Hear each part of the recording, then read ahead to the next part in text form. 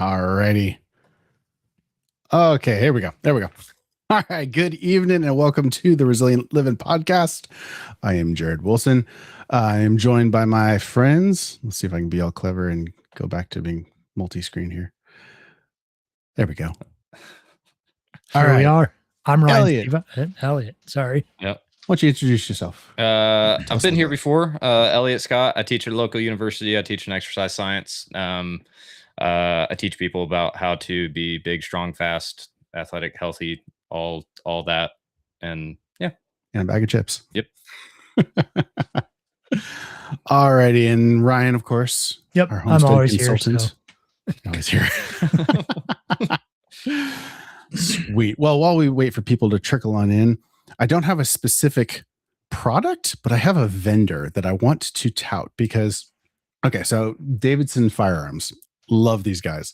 And I've talked about them before, but the way that they stand behind their products, like 100% guarantee every single firearm that comes through them by serial number. So if you bought one and then you sold it, it still has a lifetime warranty through Davidson's.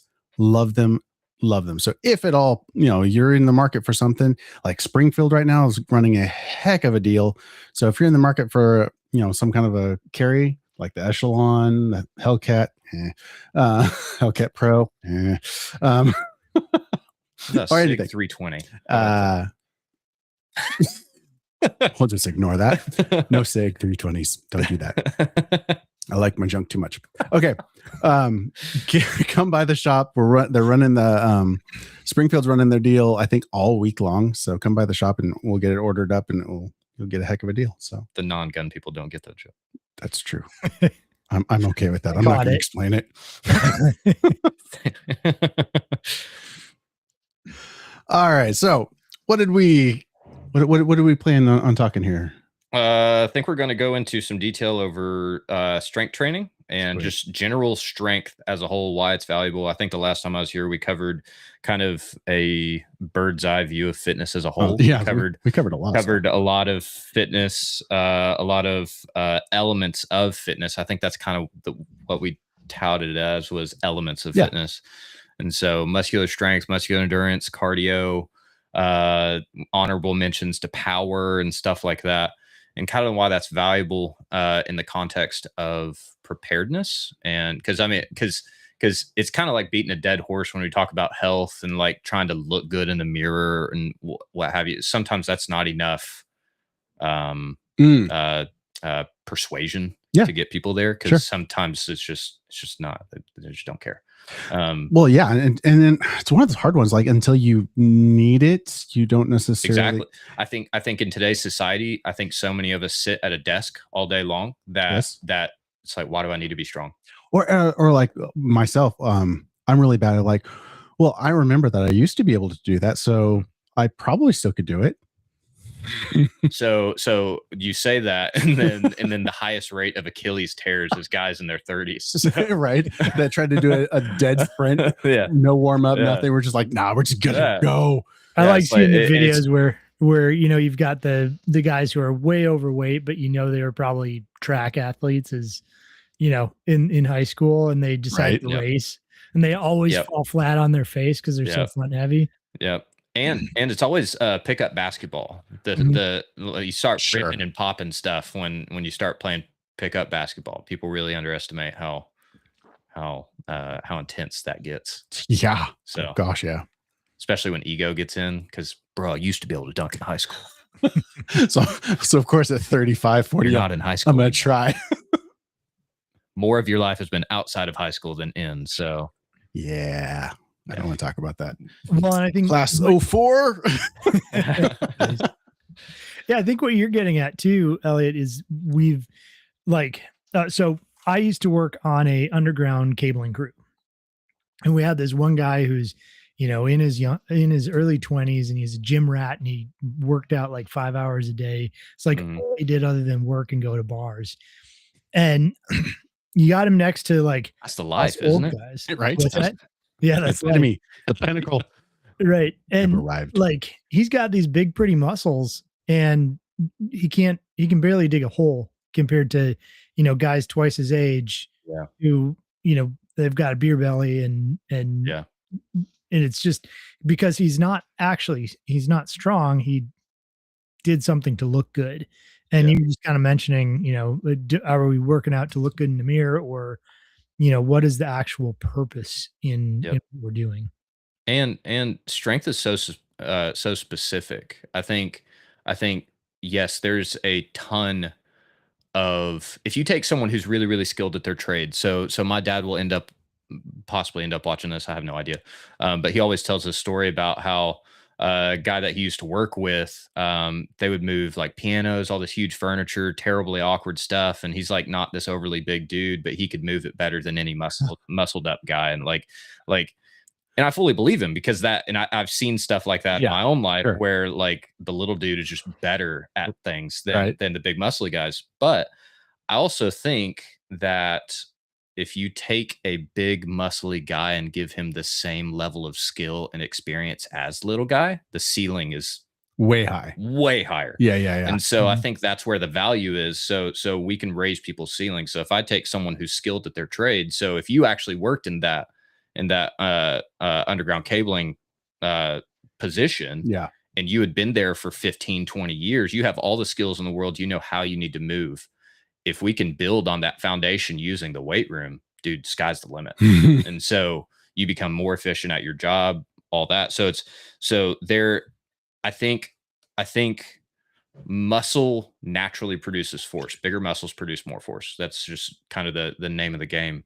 That's not the whole game, but that's the most confident thing that we can see. Hey, you're huge, you're probably strong.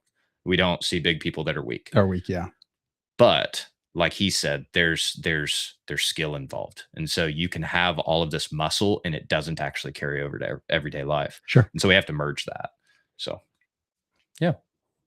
So what would be a good, from a practical standpoint, what muscle groups would you prioritize then for everyday life? Okay. So I'll start with athleticism because it's the easiest to understand. And anyone who maybe isn't in the weight room, you can look at the TV and see this.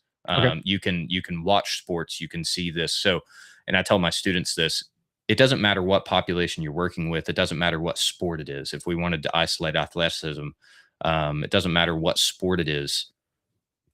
Triple extension, what's called triple extension, is the name of the game. So triple extension, all my exercise science students are like they know this. Triple extension is the extension of the hips, knees, and ankles. Oh. And so if you look at those three extensions in symphony, you see it in running, you see it in jumping, you see it in lifting anything fast, you see it in punching, kicking, you see it everywhere. Sure. And so as far as muscle groups go, I don't think we need to necessarily focus on muscle groups quite as much as we do movements. Okay. So actual patterns. And so focusing on triple extension, focusing on learning how to actually do a good hinge.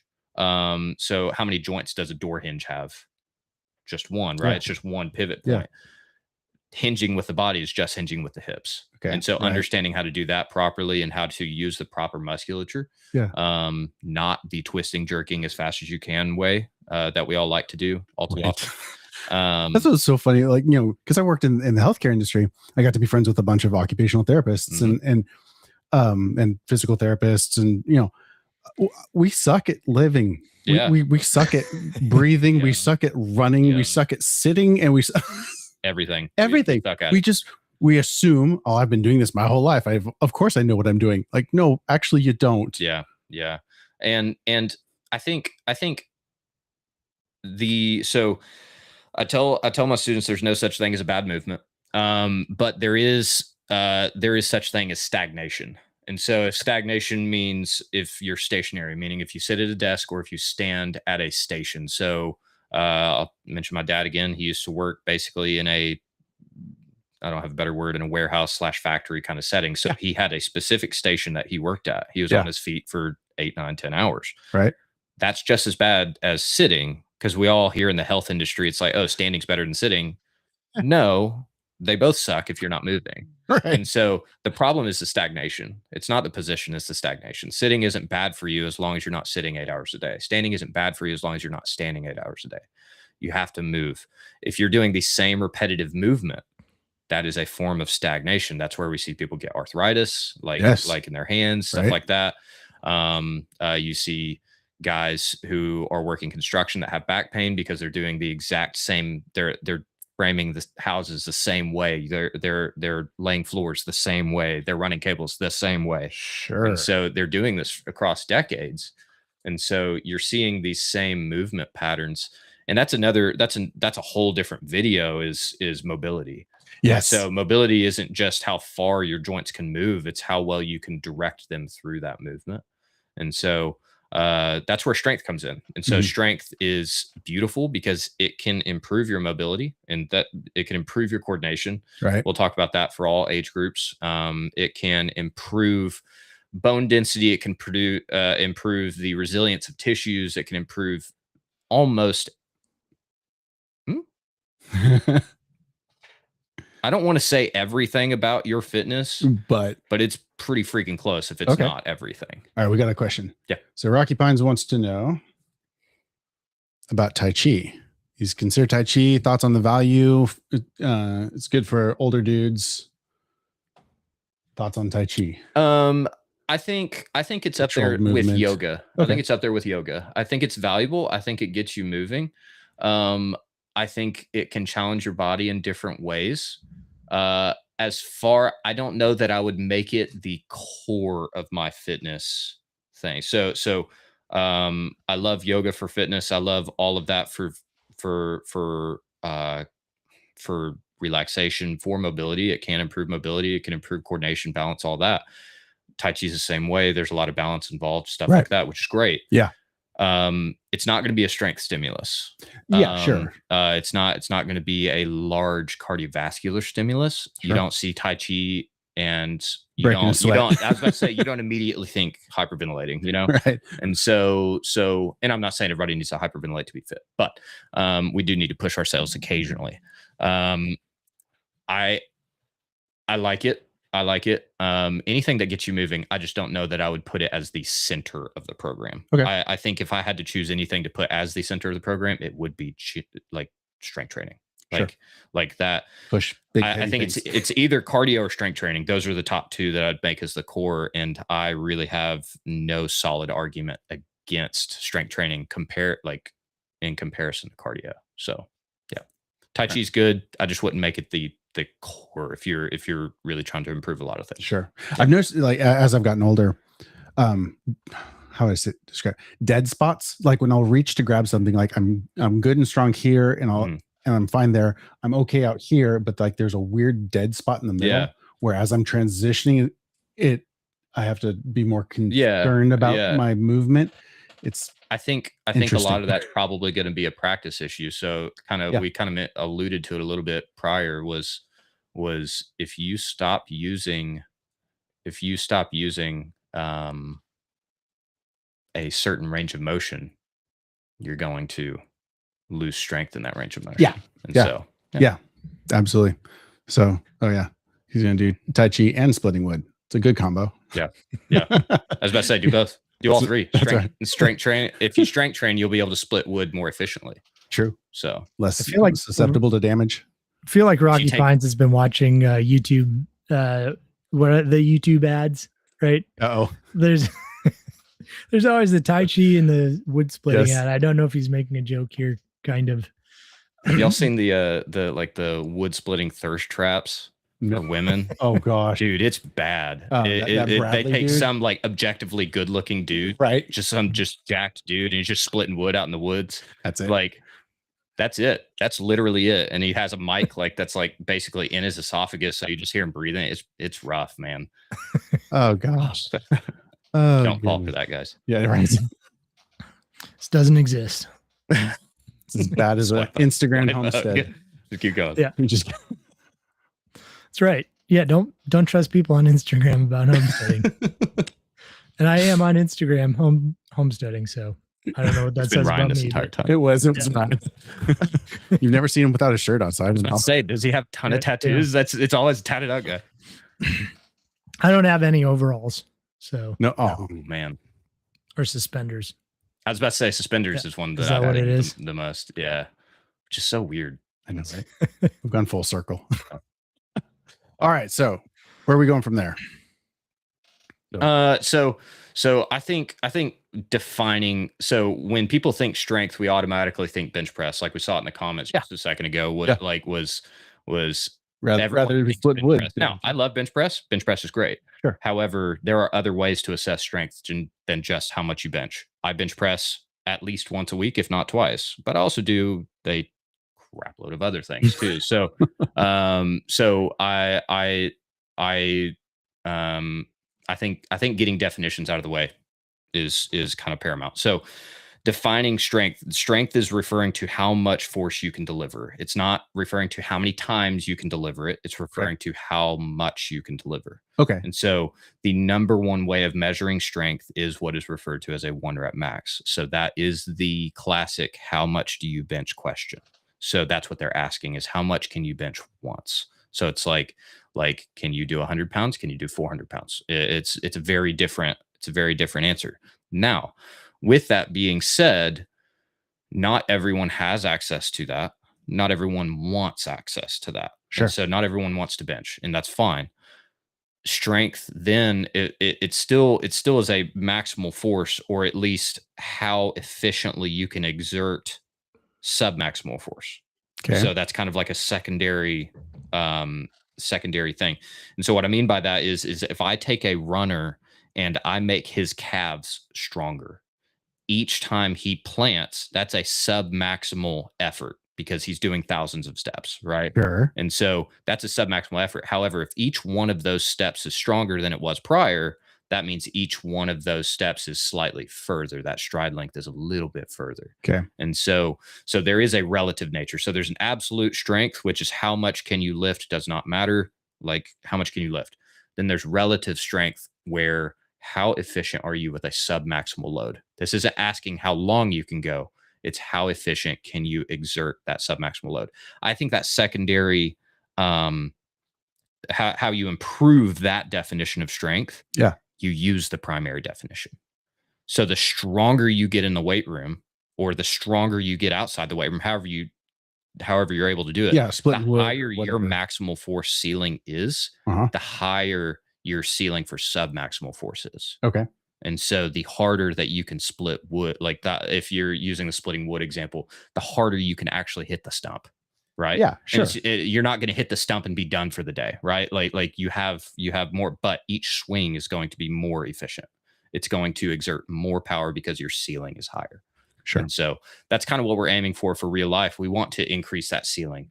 It's not about the numbers. The numbers are largely ego driven. And but no. But if the numbers are still useful because it's tracking. And so if my numbers aren't increasing, I can't completely guarantee that I'm getting stronger. Sure. And so that's where the weight room is valuable, because you can see that. If you're doing things at home where you're trying to get stronger, it's a little bit harder to do that because we don't have numbers on the barbell as often. You might have a home gym, you might have all of this stuff, but not everyone does. Right. Well, it's like okay, you and I, we would go to the shooting range and we would use a pack timer to evaluate draw times, what our splits are between. I can feel faster, but if that time isn't decreasing, am I? Then you're not actually. Exactly. I can feel stronger. I can feel like I look better in the mirror. I can feel like I'm splitting wood more efficiently. I feel like blah, blah, blah, blah, blah. Right. If my numbers aren't going up, or this is really tedious, but if I were to keep track of how many strikes it takes to split a log compared to normal. Yeah, right. If that number isn't improving, I can't guarantee that I'm actually getting stronger. Sure. So getting those definitions out of the way is very, very valuable. Understanding how to track those things is valuable. That's going to look different for everyone. So that kind of brings us to the distinction from muscular endurance. So muscular endurance is that submaximal load. However, it is asking the question, how many times can you do it? So it is kind of bridging that gap of efficiency. There's also a dynamic muscular endurance. There's a static muscular endurance. Both of them are very, very valuable. Hold versus reps, sure. Right? So if we all go back to middle school, we all remember the plank. It's everyone's favorite. That is a static muscular endurance test, or a wall sit. That's a static muscular endurance test.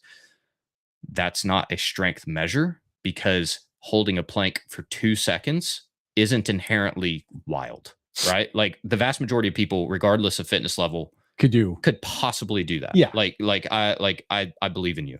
Like, however, once we get up into a minute, it's an endurance issue. It's no longer a strength issue.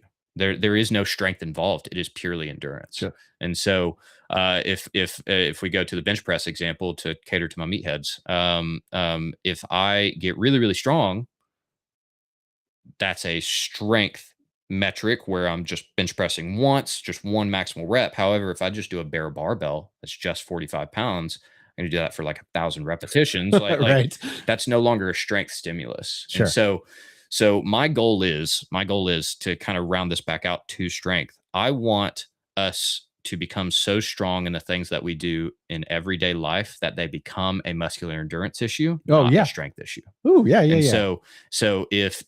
So if you're 85 years old, a strength issue is standing up. Yes. There's literally sit to stands. That is a physical therapy term where we take for granted. We don't think about sit to stands whenever we sit down and then slouch in our chair and sit there for 8 hours, right? Yeah. So sit to stand is a like kind of a cornerstone test for PTs, for OTs, for occupational therapists, for all these clinical fields. We take it for granted because we're not there yet. Right. Sure. But we will be. Everyone gets there. Yeah. That is a strength metric for them. And so that's where we get into that relative strength. Sure. Side. We've got a question. Yeah. Does time of day matter for strength training? No, not really. It matters only if it affects your sleep. If it affects your sleep, if you get to the point to where you can't cool down. So like, let's say you do a workout, you go to the weight room, go to the gym, go to your garage, doesn't matter. You do a workout. And this applies for all workouts as well. Running, strength, it's all of them. Because fitness as a whole, training as a whole, is going to cause what is called a sympathetic nervous response. Mm-hmm. That means your heart rate goes up, blood pressure goes up, body temperature goes up, everything goes up. It's natural. It's supposed to do that. That's the way the Lord created us. He created us to be able to run away from lions. So that is where that comes from. Now, the issue with that is whenever you actually finish your workout and then you try to go to sleep, you might still be physiologically, the clinical term is physiologically aroused from that. You're in that elevated fitness state. Exactly. So your heart rate may still be up. Now, some people are more sensitive to that than others. I myself, I can work out at night and be just fine. Okay. I as long as I can cool down temperature wise. If I can get myself cool, I'm fine. Heart rate's usually not a problem. Pain after a workout's usually not a problem. Like it's not a big deal. As long as I can cool myself down, I'm solid. Get a fan on me. Good. I don't want to go to bed sweaty. Yeah. That's the only thing.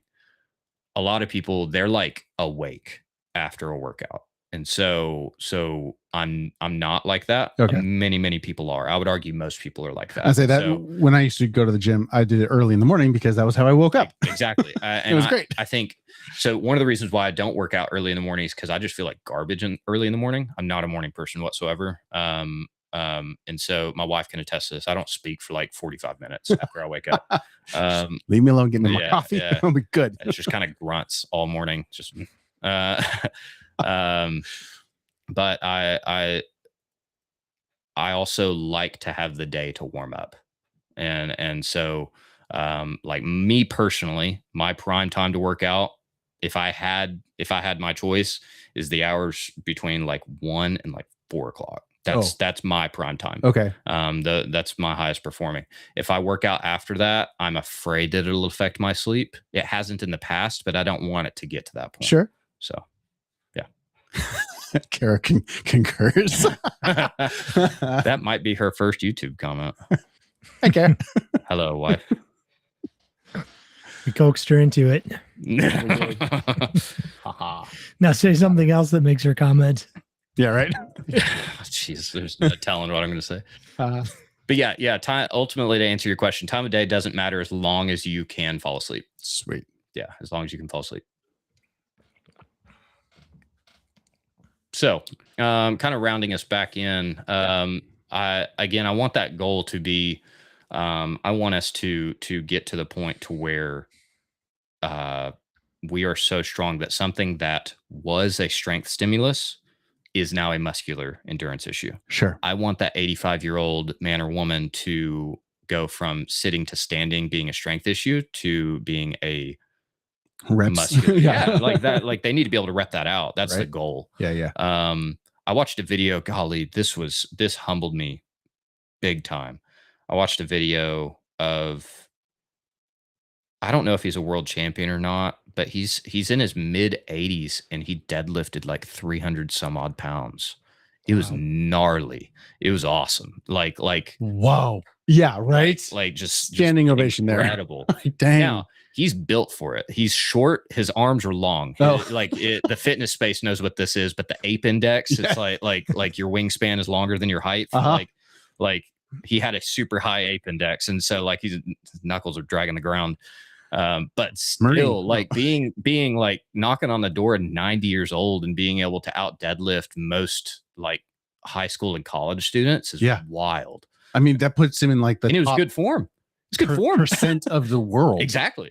And that's another thing. So coming from the fitness space, we have extremely unrealistic standards with fitness.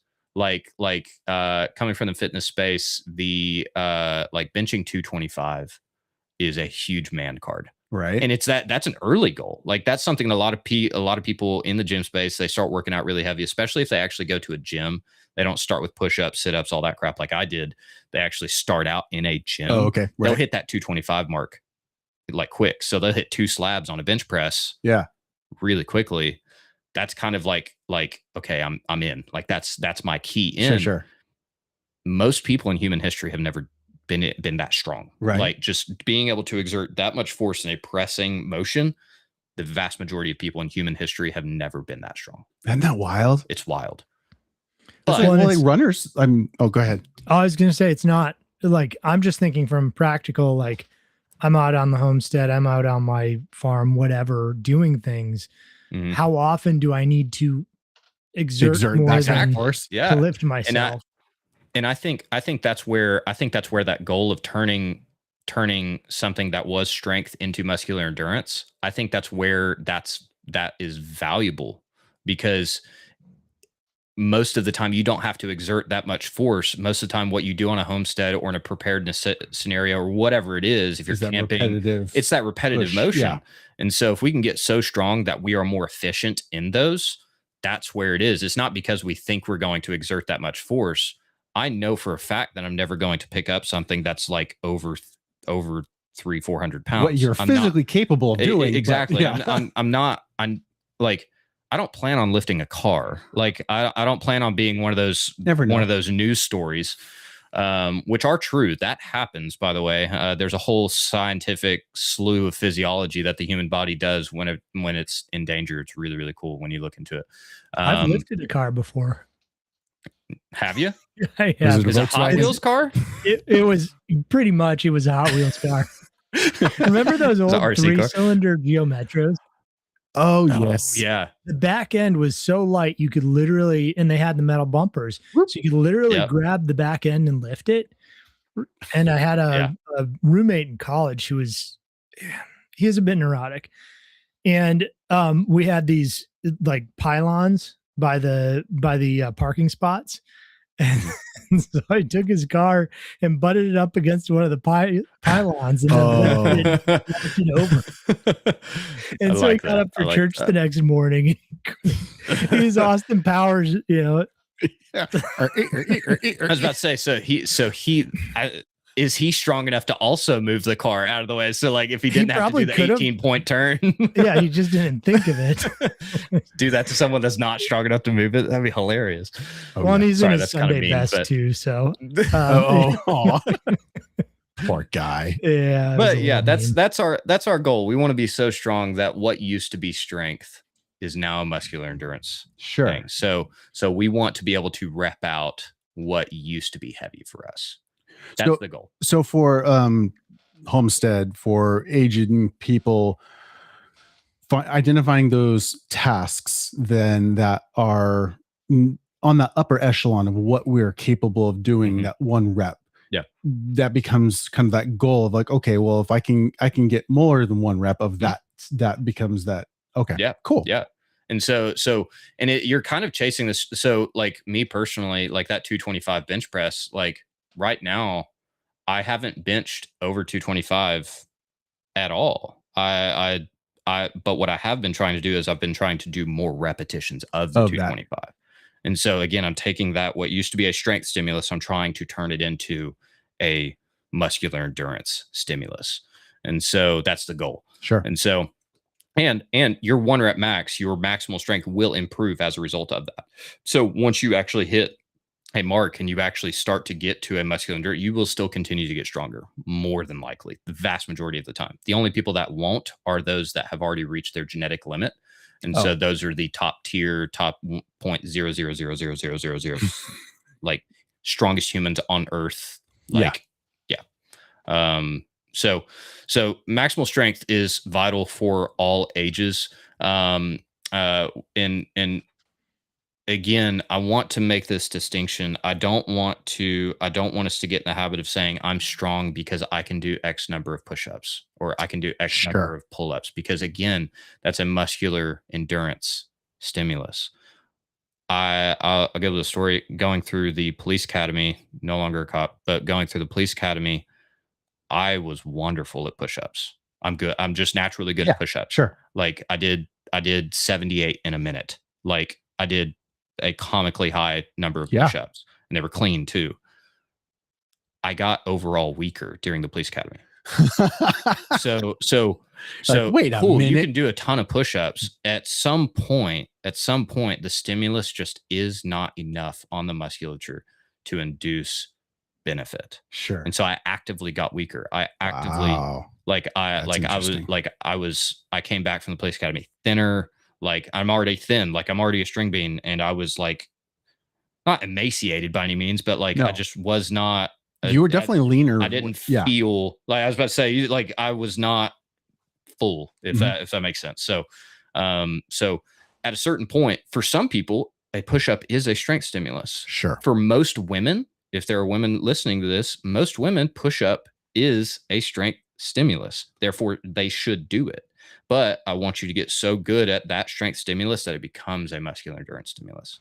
And so the way to do that is to get stronger. That's why we're talking about strength. So nice. Yeah. Do we have any other questions? Rocky's homestead workout feels like a grab bag of CrossFit. CrossFit is a way to get stronger. Also, I personally love odd object stuff, because I think like sandbags, hot dang. Oh my goodness. You can deadlift all you want. It doesn't matter. It does not challenge you the way a sandbag, something that is true. I understand it's called a deadlift, but it does not compare to a dead weight. Yeah. Right? When you're doing like a body drag, it is so different. Like I can lift up, 180 pounds. Try it when it's a body. Yeah. It's not the same. Like if you put 185 pounds on a barbell, it's a joke. If you put 185 pounds in a sandbag, it makes you want to do negative things. Yes. Yeah. I don't know who's listening. Yeah, right. It's just, it is gnarly. And so odd object stuff, carries, stuff like that can be a strength stimulus if you go heavy enough. That's the problem. Sure. And so that's where a little bit of experience and stuff comes in. You have to kind of know what you're doing. That's the hard part with odd objects. You can't just introduce it to anybody because there is technique involved with a sandbag. There is technique involved with a heavy farmer's carry. I would imagine the likelihood of injury. So if you set up for a deadlift with a barbell, there's a bracing technique where you keep your spine neutral. Everything looks kind of robotic, honestly. Okay. With a sandbag, there is bracing, but it's in a totally different position. And so it's a little bit more hunched over. You're bracing in that position, so it's safe, but the margin for error is a little bit higher. And so there's no room for ego. It doesn't care about your ego at all. It will let you know. Yes. All right. So push-ups. Can you do some kind of push-ups at 63 with a bad shoulder? That is the number one way, in my opinion, to scale push-ups is to elevate what you are pushing up on. So an incline. Yeah. So an incline, basically an incline push-up. The thing is, where people get wrong with the incline push-up is their positioning starts to get higher and higher and higher. So let's say you have a common one in PT is you'll have older adults that may be coming from back from a rehab situation or whatever. They're doing push-ups on the wall. That's a great way to start. However, because it's push-ups on the wall, you're pushing like this, where your elbows are all the way down here, and it's almost like this, like kind of elbow extension thing instead of a press where you're actually pressing from the chest. Right. Hopefully that comes across on video. You want your hands kind of underneath the shoulder just a little bit. You don't want them above. You don't want your elbows all the way out here. There's a time and a place for this, and it's rare. Like it's rare. It's for experienced bodybuilders. That's really the only time that this is. So ideal. Elbows rolled in. We want elbows kind of close, as close as you can handle it, and palms further down. The way I usually communicate it is if you're trying to shove someone, like I don't recommend shoving someone, but if you're going to shove someone, I don't shove them out here. Right. This is a hug. Yeah. This is like I'm not shoving them like this. I'm shoving them here. I'm also not doing this either. We see this a lot in push-ups, especially in newer people. We want the power to come from here. If you watch a football player, I understand not everybody plays football. If you're in your 60s, obviously you're not playing football, but like that is that motion that we want to press with. And so as you elevate that surface, it becomes harder to actually achieve that nice pressing position. So that's what I would keep an eye on. But that's the number one thing. So as you get stronger with that, we don't necessarily always want to work through pain. I'm not a licensed physical therapist, so kind of take what I say with a grain of salt. Most of me is sport performance, but most of the time you don't want to necessarily work through pain. Pain is a signal, and so we need to saying, hey. Exactly. It's literally a communication tool. Sometimes it lies, but sometimes it doesn't, and so. And when you're older, that's a higher risk. It is. And so tissue has been on earth a little bit longer when you're older. And so it has more breakdown than someone who's younger. And so you have to be a little bit more careful. That's why positioning and everything is a lot more important. So that's why I'm driving home that idea of like, it has to be a clean pressing position. So like if you're pressing on the kitchen counter, that's the number one way to do it. Just make sure that you have that clean kind of elbows down position, bring the hands in just a little bit. You can still go a little bit wider. You just don't want to be out here. Right. And that's hard to do over a podcast, but maybe we do it like exercise technique video once one of these days. Do that. But so can you use, could you use stairs as kind of that incline? Like 100%. Yeah. Okay. And you could mark the stair that you're used to and then gradually lower it. And so we talked about how sometimes the weight room is what provides us that number, that tracking that we want. A set of stairs provides that. And so if you get X number of reps, or stair, you can come down. If this stair is no longer heavy for you and you're able to do a bunch of reps, if you're able to do 10 plus reps of it, drop it down. Right. And so don't expect to be able to do 10 reps. Exactly. But it becomes a strength stimulus again. Sure. And so as long as we can keep clean technique, there's no situation where bad technique is good. Sure. Yeah. If you are choosing the situation, there is no situation where bad technique is good. There's no room for a bad rep. If you have to lift a car off of a baby, I don't give a crap what your position is. Doesn't matter.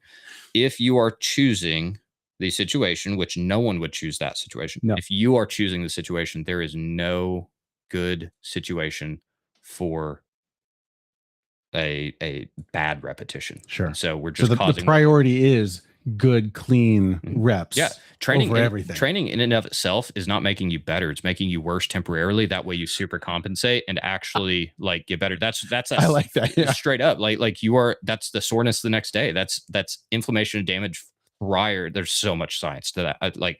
Physiologists are about to shoot me. But like there's all these signals the next day. This is why once you work out really hard one day, you don't perform well the next day. that's because you didn't make yourself better. You're better after the recovery process. And so you have to allow yourself to recover. So we are already inducing damage. We don't need to make it worse by doing it terribly. Bad. Yeah. So we need to induce controlled damage in order to improve ourselves. And does that say is vomiting a signal? I would say that it's a signel. Yes, it's a bad signal, bro. You've overdone go drink some water. What's the context? There's so many things that can cause it. If you're a strength workout should not make you vomit. I'll say that. Running, maybe. Oh, let's say if you're, I definitely threw up in the Air Force. Yeah. I've thrown up. It was bad caviar. Twice. I threw up. I've thrown up twice because of a workout. Twice in my long time of training. Yeah. The first one, the one that I remember the most was overhydration. I drank too much. Oh, they were like, stay hydrated. Stay hydrated. Yes, right. Yeah. And then, yeah. We were doing sprints at the end of the workout, and it was terrible. It was all water. It was nasty. That hurts. Yeah. Just running around with soup in your stomach. Yep. It's terrible. The sloshing. Yep. Yep. Where were we? That's a good one. Yeah, we've gotten a little off track, haven't we? Yeah, a little bit. Okay. It's good. All right. Thanks. Thanks, Vic. So we've made the distinction from muscular endurance. We want to turn our strength into muscular endurance, but we're talking about strength today because that's what ultimately improves that. We need to also make the distinction away from power. So power is strength plus speed. Okay. So that's not the official mathematical. It's actually force times distance over time, right? It's the amount of work that you produce over time. That's the technical lowercase p power metric, right? Yeah. So you can look at that. So let's say if I lift a barbell and I lift it twice, let's say I lift the barbell 3 feet twice, right? That means I have positive distance, negative distance, positive distance, negative distance. Mm-hmm. And so that's 3 feet 4 times, correct? Yeah. I moved it 12 feet. There's my force times my distance. Yeah. I lifted X amount of weight for this amount of distance. Sure. Right. If I do that faster. Yeah. Less time. Power. Yeah. Yeah. If I do it in less time, that is higher amount of power. Yep. The problem is that's where ego steps in. Sure. Not everybody's ready to go faster. So that not everybody's ready to speed up the repetitions. Sometimes because what are we going to sacrifice? Probably it's not going to be clean. Exactly. We're going to start using shoddy technique. We'll start getting sloppy, start jerking the bar, which is obviously never good. We want to be in control at all times. If people that are high level in the fitness space have deep control issues, and it for good reason. You want to be able to control the load that you're doing, and that in and of itself is a strength stimulus. You mentioned how here you're strong, right here in the middle you're not. That is a strength stimulus in that range of motion. Yeah. And so improvement isn't just improvement on the number. Did you improve your subjective control of that through that range, that weight, that load, that task through that range of motion? Right. That is a strength stimulus. So strength is largely neurological. Control is neurological. The two go hand in hand. And so that's where a lot of my issues are, is because I have, C5 and 4 collapsed. Yeah. The nerves are angry. Yes. and erratic. Yep. So at different distances, different things pinch. Right. And so, yeah. So with my anatomy students, we'll talk about how the brain communicates with the musculature, and we'll talk about how the spinal cord will actually communicate. So these nerves are communicating with musculature and what to do, and it's the symphony. Yeah. And so if you have all of the instruments in a symphony play all at once, it probably doesn't sound good. If you say the same note all at once, it's just noise at one point, right? Yeah. In order to make something beautiful, they have to have a specific set time that they play, a specific time signature, specific note, specific melody, harmony, all of that stuff. It all has to be in play. Sure. Your musculature is the exact same way. You have sections of your muscles that, okay, you have a string section, you have a horn section, you have a woodwind section, you have all of these things And if they are not playing at the right time, that's when things get erratic, right? Yeah, right. If they are playing at the right time, that's when we can do things like punch someone really hard. We can also write our name. There's the huge difference between those, but each of them involve a massive amount of control. If it's punching someone in the face, it's that big note in a symphony, that bah, like that noise, right? Which is very valuable. We send everything all at once. But if we're just trying to write our name and have control And have all in that everyday nuance, tasks, little, that's where the symphony, it's melody, it's harmony, it's so soft, it's wild how well that analogy works. When you really start digging deep into it and then comparing it to the physiology, that it's wild how that works, how perfectly it fits. And so that's kind of what we're looking at here. So strength is a direct byproduct of how well that symphony can play. Okay. And so how loudly can that symphony play and play well is a direct determinant. There we go. Direct determinant of how well you can exert strength under skill. And so because everyone's strong under a barbell. Yeah, right. It's incredibly low skill. If we go back to the original thing that Ryan talked about with a specific task, having all this muscle, but then being kind of crappy at the job. Dig a hole. You can't dig a hole. Like, that's where the symphony's not playing right. Sure. And so once we apply those skills, we have all of the parts. The symphony knows what it's supposed to do. It knows the parts. It knows the music. It knows the songs. Doesn't have to look at the sheets. Doesn't matter. Once they just begin to play louder, we're exerting more force, right? If they try to play loud and they're not already good at the song, that's where things become erratic. Yeah. And so, I could crank that amp to 11. Right. But that doesn't mean that what comes out, it's nice. Exactly. And so we want to be able to play loudly and play well. Yeah. We want the symphony of our musculature to play loud and play well. Sure. And so I like that. That's came up with that on the spot. We're talking about not the symphony example, but you heard it here first. Yeah. I'm here all day. But that's kind of the goal. There's a lot of goals whenever it comes to strength, but physiologically speaking, so kind of practical takeaway is taking that strength stimulus into a muscular endurance stimulus. Right. Physiology goal that we have is to have that symphony play well, right? Because we want to have that skill, but then we also want to be strong in that skill. Sure. So, okay, would that be like, Vic had asked about Tai Chi, that range of motion. Yeah, that's where that balance comes in. Yeah, that's where there is crossover there. Yeah. Because there is balance involved. Sure. And so if I exert control with my feet, we normally consider that balance. Because if I stand on one foot and I exert control with my feet, that's balance. Strength directly improves balance. Directly. That's why it's so brilliant for older adults. You can spend 5 minutes. Everybody go on PubMed and spend 5 minutes looking at articles. I guarantee you, if you look at the correlation between muscular strength and bone density, correlation between muscular strength and balance, correlation between muscular strength and all-cause mortality. I hate that metric, but it's still valuable to look at. Yeah. Like strength is tip top. And if it's not, it's second. It's close second. It's so vitally important. And balance is a direct byproduct of strength. In fact, we often, like we in the fitness space, often we value balance, but oftentimes it's not the main thing that we're trying to improve because we know that it will improve as people get stronger.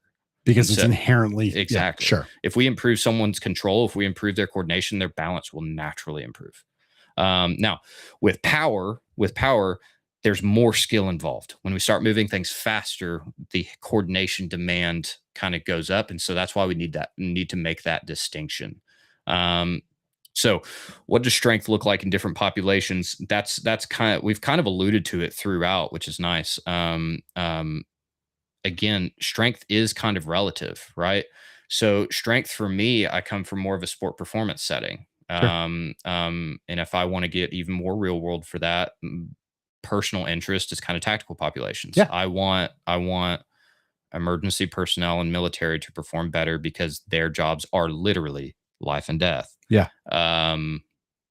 Have y'all seen the video? There's kind of a viral video of, it was a soccer game. Sorry, football. There's a soccer game, and there was a dude that was having an actual medical emergency, not like a flop, like like an actual medical emergency. No. And Nothing the the spray trainers would make better. the sideline, like the actual medical staff on the sideline, the trainers were kind of like grabbing all their stuff, and they're kind of shuffling over there, but it's like they weren't going fast enough, if you catch my drift. Yes. And so people from the soccer team ran to the trainers, grabbed the medical gear, and then ran back to the patient. Like they literally grabbed it, still beat them there. And so they traveled double the distance. And so that's kind of where my personal interest lies, because we want to be better protectors. We want to be better practitioners of whatever the heck we do, whether that's being a better husband, father, whatever it is. Yeah. And so that's kind of, because again, that is life and death. So strength is going to be relative there.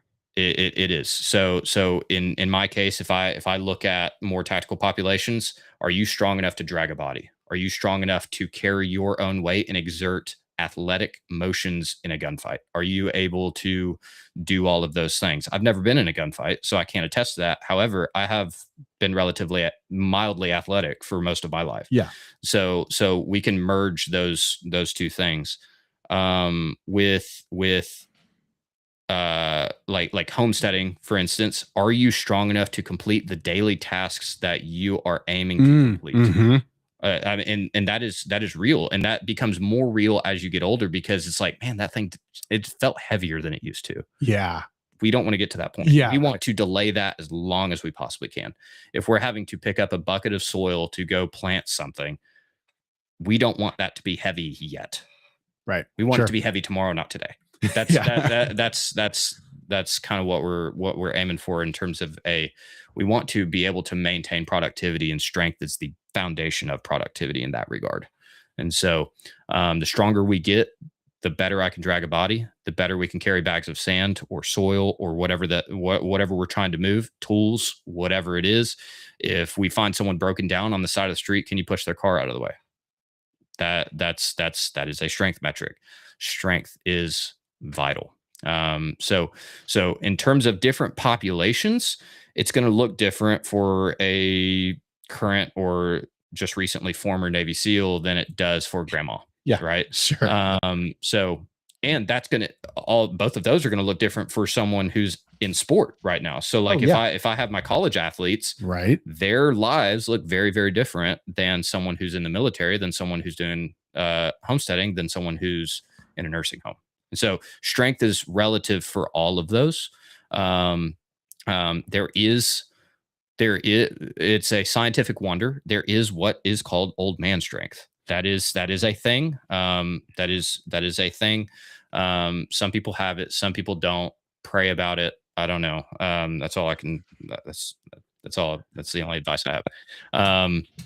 I was going to stop you for a minute and just mention that, like, from a homesteading perspective and preparedness perspective as well, the reality is that the more strength you have, the more efficient you can be.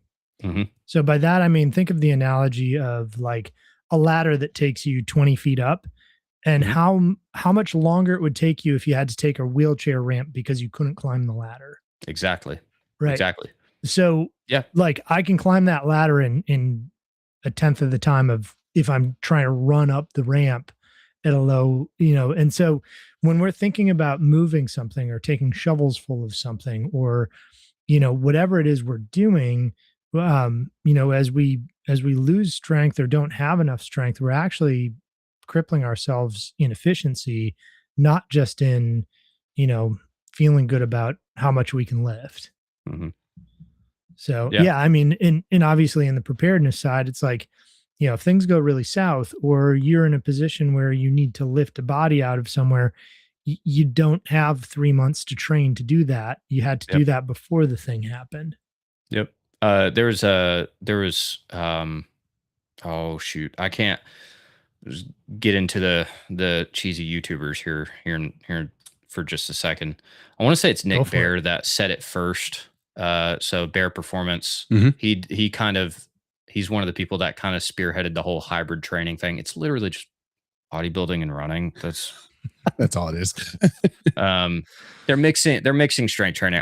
I belittle it a little bit out of jealousy because he's huge and jacked and awesome. There's nothing new under the sun. Straight up. But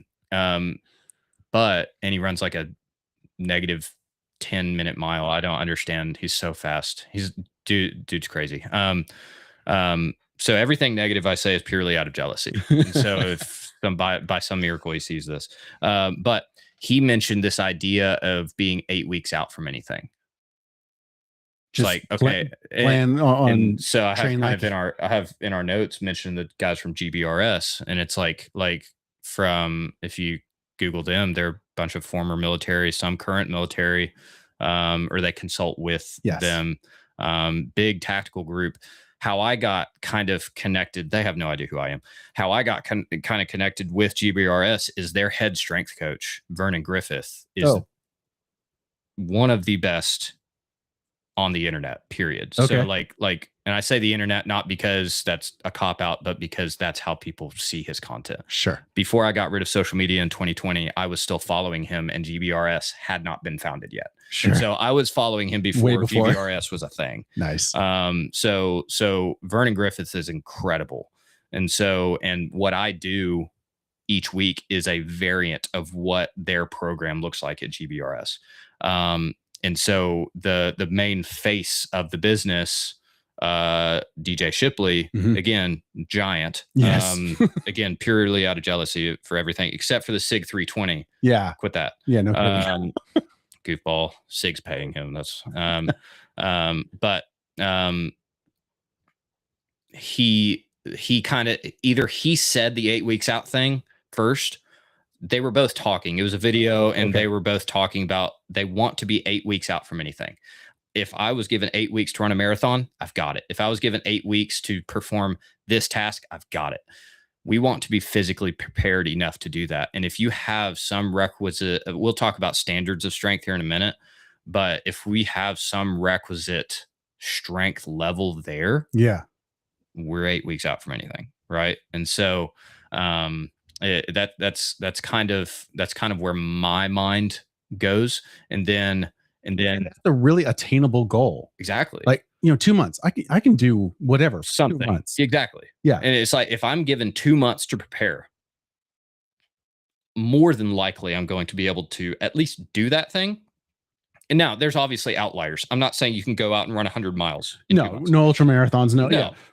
No, don't do that. Reasonable. Try that. But yeah, reasonable. Like if health. I mean, like losing weight, eating better, being physically active. Yep. If you can give a solid 8 weeks to almost anything, which most people can't in today's society, and I'm preaching to the choir, like I'm in that boat.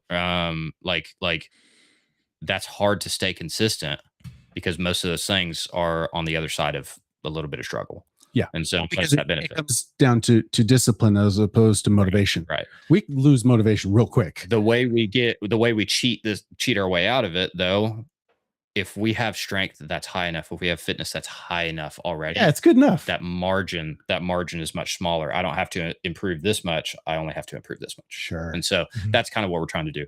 So as far as efficiency goes, I love the efficiency idea, especially for practicality, because if you're not dragging bodies, or if you're not lifting crazy amounts of weight, like that is life. That is being able to do everyday tasks more efficiently is quite literally everyday life. And so that's kind of the name of the game for most of our general population that's listening, that doesn't have other interests. If you have other interests, like if you have personal fitness goals, if you're at least generally healthy, and let's say you want to run a 5K in X amount of time, your training's going to look a different way because of that. Yes. However, if you have prerequisite strength, that is possible. If you don't have prerequisite strength, we have to cross a lot of bridges, go through a lot of hoops to get to that point to where we can confidently say, okay, in this amount of time, you'll be able to run that 5K. And so that's why I keep saying strength is the foundation. So again, for different populations, that's going to look different. Grandma, her strength, sit to stands. That's the biggest thing. Can she lift a gallon of milk out of the fridge and pour it on her own? That is a strength stimulus. Sure. Because I mean, you hear people like post surgery, they're not allowed to lift a gallon of milk. Okay, so let's say the strongest man in the world has surgery. Is he not allowed to lift a gallon of milk? That's such a minuscule, like, yeah, right. And so that analogy is a relative strength thing. So grandma, that's a large percentage of her maximal strength. And so if you have someone who's in homesteading or the preparedness space, moving the buckets of like dried meals and stuff like that, like if that stuff's heavy for you, we want to get to the point where it's not. That way it's more efficient whenever you're actually loading it places, right? I remember that there was the commercial, especially in a crappy situation. Right. Yeah. Years ago, it was this grandpa in the garage lifting this weight over and over and over for the whole year. And then you get to the very last scene and it's him picking up his grandson. Yes. And he was prepping for the ability to just lift up his grandson and hold him up. Like, dude, so wrecked me. my second job, I work with kids. And I work in the school age program at a local daycare thing. So I work at the university and then I do that in the afternoons. So during the summer, I'm with them the full time. And in my mind, we'll see when this actually happens. In my mind, I keep telling myself I can like confidently retire when I lose in a race. If one of those kids who's 6th grade or younger can beat me in a race, done. I'm done. You're not going to be the fat PE teacher. No, I refuse. No. And I I want to be able to play with my kids someday. I want to be able to wrestle and shoot. I don't want my kids to win. That's what joke. They need to learn how to lose. When I think it was when Rona was born, I was about 235. And that was what kicked it over it's like, I'm tired at the end of the day and I can't get down on the floor and play with my kids. We're not doing this. And I think I dropped to like 167 in about 6 months. I was just like, no, we're not doing this. Like can you play a game of kickball cold? Right. Or do you does that make you anxious? And there's like people in the comments right now, they're like, yeah, please don't ask me to do that. I'll ask my college students that. So my seniors, they're in the thick of doing specific things. And I'm like, I call it, I'm kind of stealing a term from Dr. Kelly Starrett. He writes one of the textbooks that we use. How good is your movement vocabulary? And it's like, sometimes we haven't used certain vocabulary words in years. Oh yeah, sure. Like there's certain words we just don't use. Right. Or don't know what they mean. And it's like, if we use certain movements as vocabulary words, when was the last time you used that vocabulary word? When was the last time you threw a ball? When was the last time you kicked a ball? Right. And so I have, exactly. I have college students that could not remember the last time they kicked a ball. And it's like, they've been so caught up in work, in school, and rent, and all of these things, drinking, all of those things, they've been so caught up in those that it's like just basic skills that we took for granted as kids that your kids are going to ask you to do. My kid, we were walking down to the shop and he's like, hey dad, skip with me. And I'm just like, when was the last time I skipped? Everyone needs to go on the internet, look up videos of old people trying to skip. And not even old people, because you're not old, but like not even old. I didn't even take it that way, but thanks. Middle aged. Just look up millennials. It's trying to skip. Yeah, it's viral. It is hilarious. Oh no. It is wonderful. I can confidently say I know how to skip quite well. I did play kickball today, so my movement vocabulary is way high. I did a cartwheel today. Ooh, yeah. Cartwheel. Yeah. Oh, yeah. That's been years. Yep. That's been many presidents. So I'm not very strong. But that is my athletic paralysis. I can move quite well. I'm decently strong compared to other people my size. I'm rather strong. Sure. Yeah. I did somersaults down the hill with my kids recently. You felt Nice. that the Very next day. dizzy. No, it didn't. It did not cause any muscular good. strain issues, but Good. so dizzy after Good. that. Yeah. I remember doing jujitsu for a couple years. That you do feel the next day, but some of the warm-ups involve rolling in different ways, and you get super dizzy at the end of them. And it's like, once you do it consistently, that dizziness just disappears. Like your body can adapt to it. Sure. And so, unless your eustachian tubes are messed up, but yeah. You just whole other you issue. just skip that drill. Yeah. But so you're telling me I need to do more somersaults? 100% more somersaults, more cartwheels. More just playing with the kids. So what about log rolls down the hill? Those as well? Those are the best. Makes me want to throw up. No, honestly, that I've seen that be used as a punishment for football players. It is the funniest thing in the world, because like you get them dizzy and then they go sprint. It's just like or dude, the run. It's just it's horrendous. Dude, wrestling warm-ups are intense. There's a lot of cartwheels. There's a lot of, like, you get used to being dizzy, and it's because you have to understand your body in space and comparatively speaking to others. It's pretty intense. So where were we? I don't remember. I'm a master at getting off topic. ADHD is real. I like to help. Yeah. That's my job tonight. So the question I initially answered was, what does strength look like in different populations? I'm looking at the notes here. So this is we kind of get caught up in the wrong thing. Again, I want it clear that if you have access to a gym, go to the gym. Sure. I'm not asking you to like turn your entire life upside down to go to the gym. Right. But if you have access to a well-fitted gym, or you have the financial means to make one in your home, do it. It is a life-changing thing, because strength is so important. That and that's such a cop out. Like I can't. It's easier to have those metrics when you have all of the those specific. It's and like, you have options. I can lift 6 cans of right soup, but like it gets real cumbersome when you go over. Exactly. And at some point you can only jerry rig your way through things to and it's fun to do that. It's fun to figure it out. Genuinely, it is genuinely fun and interesting to figure that out. But at a certain point,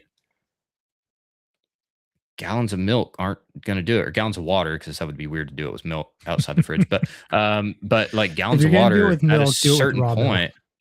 There you go. That's right. If like gallons of water at some point, for most people, unless you're really up in age, or you actually do have some joint dysfunctions or something, or you're coming back from injury or something like that, most of the time that's going to get generally too light. And I think people are surprised when they do it. I especially think older populations that didn't grow up with the gym. We are in a generation that grew up with the gym. Yeah. And because most of our older adults are closer to the in age to the people that made the gym popular. Yeah. I.e. Arnold. Yeah. Lou Ferrigno, Hulk movies. Like all of those guys that you see on TV back in the 80s. Yeah. Many older adults are the same age. Yep. And so they think, when they think strength, they think something unattainable because they see Arnold. And so, and I want us to get away from that. I want us to think of that efficiency that we've mentioned multiple times. Like, are you strong enough to do things efficiently? Yeah. And again, the way we improve that is improving maximal strength. You can improve that by doing some repetitions, but doing repetitions does have a ceiling. If I get to the point to where a push-up is really, really easy for me, and I just continue doing the same number of push-ups, let's say I do 50 push-ups. Yeah. Maybe it's a strength stimulus. Maybe it's really heavy that last time.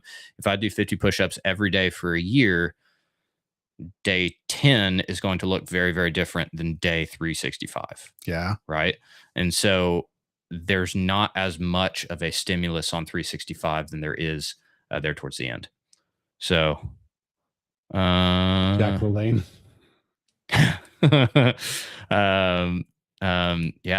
So that's kind of what I want this whole thing to be about is if you have access to a gym, I don't care how old you are, Yeah. get in there. Sure. Because let's say if we have someone who's 90-year-old watching this, you do not understand the amount of love that person is going to receive walking into a gym. Oh, heck yeah. The amount, like everyone thinks the gym is like this judgmental place. No, it's not. That is the most encouraging place. And now there are obviously horror stories. Obviously, yeah. There's always going to be horror stories in certain places. But if you see someone actually go into the gym and they're just pouring sweat and trying to improve themselves, that person is getting exponentially more respect than they realize. They may hate themselves in the mirror. Oh yeah. But everyone around them is taking notice of the work that they're putting in. And so if you have access to a gym, take encouragement in that. That is the most encouraging place you can go. The most judgmental thing that you can go is the mirror. Like that's the judgmental place is the mirror. Yeah. The gym is going to be, I understand the gym has mirrors, but the gym is going to be very encouraging. You're going to have people that genuinely want to help. They want to see you succeed. Yeah. Like everyone in the gym wants everyone to be jacked. Right. This isn't, it's like, it's so easy to share that. It's so easy. Like, isn't it bad that how positive an environment that is as opposed to church? Dude, because you should see the same. I've made that illusion. Why is it so easy to share that, and then we get hung up on the gospel? That's such a convicting thing to me, especially because I literally teach this crap for a living. and what I do, I have not mentioned the university that I teach at.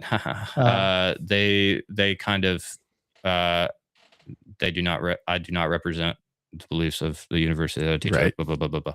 I don't. Yeah. I try to sprinkle in kind of like little things here and there. Sure. But you're really limited being that you're an employee of. Now, thankfully, the department that I work in and the people that I'm in it and the fact that I'm in the South, that helps. I imagine. But it's like at the same time, that's also convicting because it's like, should it be easy? Oh, yeah. And it's like, did Christ call for it to be easy? No. And so he said, I hate you. There's been some harder moments where I've kind of pushed some boundaries, which is good. And I've needed Jesus in those for sure, but as always, but yeah, off topic again. So again, I want everyone to go to the gym if you have it. If you don't have it, try to make one. Try to make something. I remember when I was living at home with my parents. My dad and I made a bunch of stuff, and that was fun. Like we made different gym equipment. Nice. We made a pull-up bar. We made things. Made a 12-foot tall rig that we hung gymnastics rings off of, and I was swinging in our concrete driveway, zero padding below me, because I like to live life on the edge. It's a wonder I'm here. But like that. That was genuinely beneficial to my fitness walk, if you will. And so I want everyone to, I'm not asking for everyone to have a passion about it, but I do want everyone to have a passion about taking care of themselves because we're called to. Yeah. And it's like love your neighbor as yourself. That involves loving yourself first and taking care of yourself first. And so are you strong enough to love your neighbor? If loving your neighbor means helping them move furniture, are you strong enough to do that? Sure. Like that's a good way of looking at it. And so I don't want us to just get sucked into the bench press idea. I love bench press and it's valuable. Pursue it. Go bench, like go get jacked. But that's not the only thing. There are other things. There I remember before my grandmother passed away, my mom would call me to lift my grandmother up out of the floor because she had fallen in the middle of the night. Oh. And so we would arrive to check on her that next morning. And so she's sitting there basically more often than not because she couldn't get to the bathroom in time. Sure. Yep. You catch my drift. I would have to lift her and carry her like and it's not dead weight, but it's like human body's awkward. Yep. And so like there are things, strength and love go really, really hand in hand. And so, are you strong enough to do things that love others? Yeah. We're called to be stewards of everything that we've been given. Yeah. Bodies included. Yeah. And so for me, selfishly, strength is probably one of the easiest ones because that's the one for me that's the most fun to develop. Sure. Cardio, on the other hand, that's another podcast. That one sucks. No, it sucks. I usually, if I want cardio, I just lift things faster or more often. I try not to run too often. I need to run. But if I'm running, try to keep up because there's something chasing me. Exactly. Only the wicked run when nothing is chasing them. Proverbs, nice, like it. Yeah. On sickos. On the thought of being a blessing, being what we're called to be, as men, in one sense, that I think that's probably easier for us to grasp. Like we need to be strong. Like strong men who are capable of great violence, but are good men, 100%. are what knit our society together. And without that, when men are weak, things fall apart. Or when men aren't good, they're strong but not good. Those two things need to go together, and it's vital. But I think, it's important for women as well to think about this, because it's easy for me to go, I need to protect my family. I need to be able to take care of things when they come up. But at the same time, for everyone's benefit, being healthy, being strong, at least strong for your given circumstance, is so vital. And it really is something that we're called to. It's stewardship of our own bodies, as opposed to stewardship of the land that that's kind of my realm, the thing that I really talk about and think about a lot. But our bodies are, and I think this gets overused and underused at the same time. But as a Christian, my body is the temple of the Holy Spirit.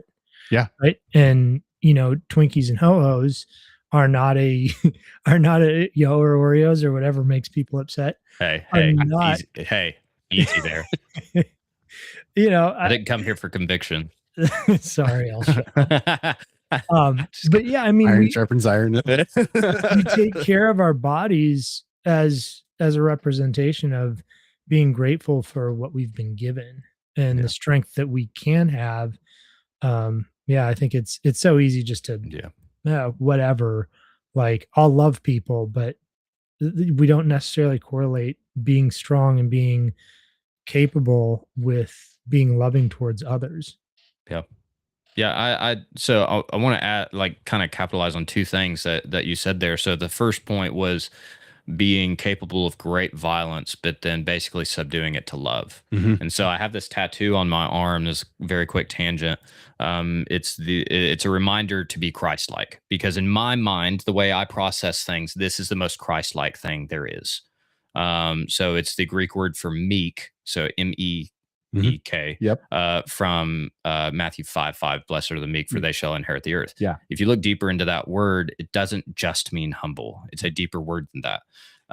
Humble is kind of the tip of the iceberg. And so that word originally comes from horse training.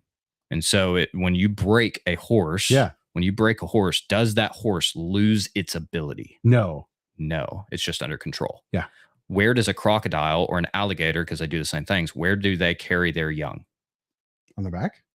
In their mouth. In the mouth? In the most dangerous part of the animal, they carry it in the mouth.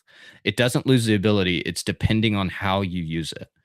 The reminder to be Christ-like is to subdue yourself to love. You're not losing your ability.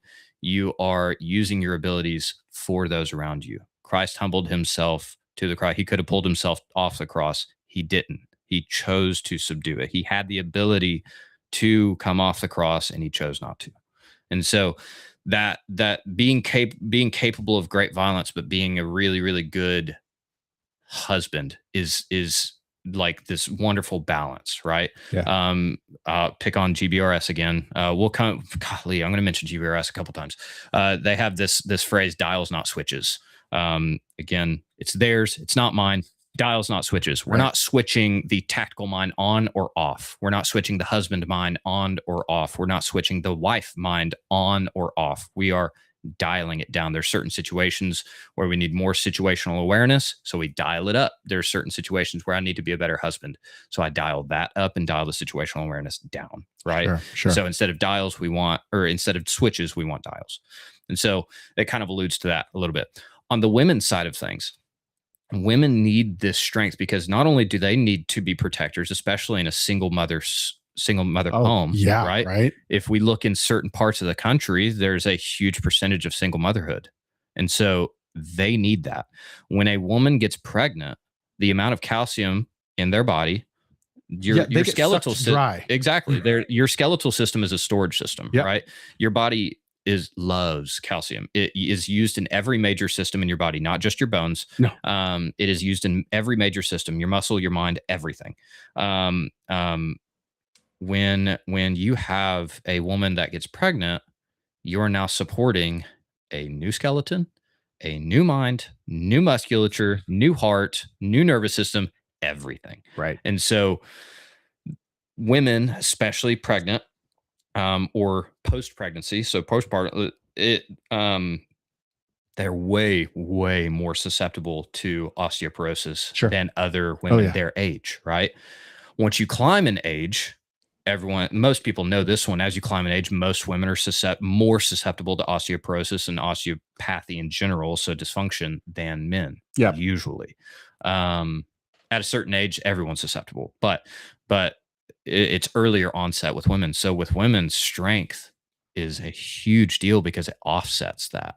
It offsets that. So when we apply that mechanical stress, I can't remember the exact number, but I want to say it's like for every month that an astronaut is in space, they lose like 10% of bone mass or something like something that. Ridiculous. It's outrageous. And they're exercising up there. Yeah, and their nutrients are maybe not 10. Right. If you do the math, that's ridiculous. But it is an enormous amount. The number is shocking once you actually start thinking about it. And so, because there is no gravitational pull, there's no mechanical stress on the skeleton, your body does not see the structure in the skeleton as needed when you don't use it, and so it uses that calcium in other places where it is needed, because you don't need to be strong at all times of the day. Your heart does need to beat at all times of the day. Sure. And so your body will actually take things from the heart. So in women, it is massively important to be strong because we have to have that mechanical stress. In people that are sedentary, we have to be strong because we're losing that mechanical stress. This is why we get weaker when we sit at a desk all day. For older adults, they've stopped moving because things begin hurting. When they stop moving, things hurt worse. It's a slippery slope. Then your bones lose density. The rate of mortality after a broken hip due to osteoporosis skyrockets. Like, your likelihood of dying nearly doubles after the age of 70 after a broken hip. Again, the numbers are astonishing. These are not my numbers. And the likelihood of a fall resulting in a broken hip is way higher if you don't have the strength and the balance. Exactly. And so all of this ties in together, and we can't stress this enough. When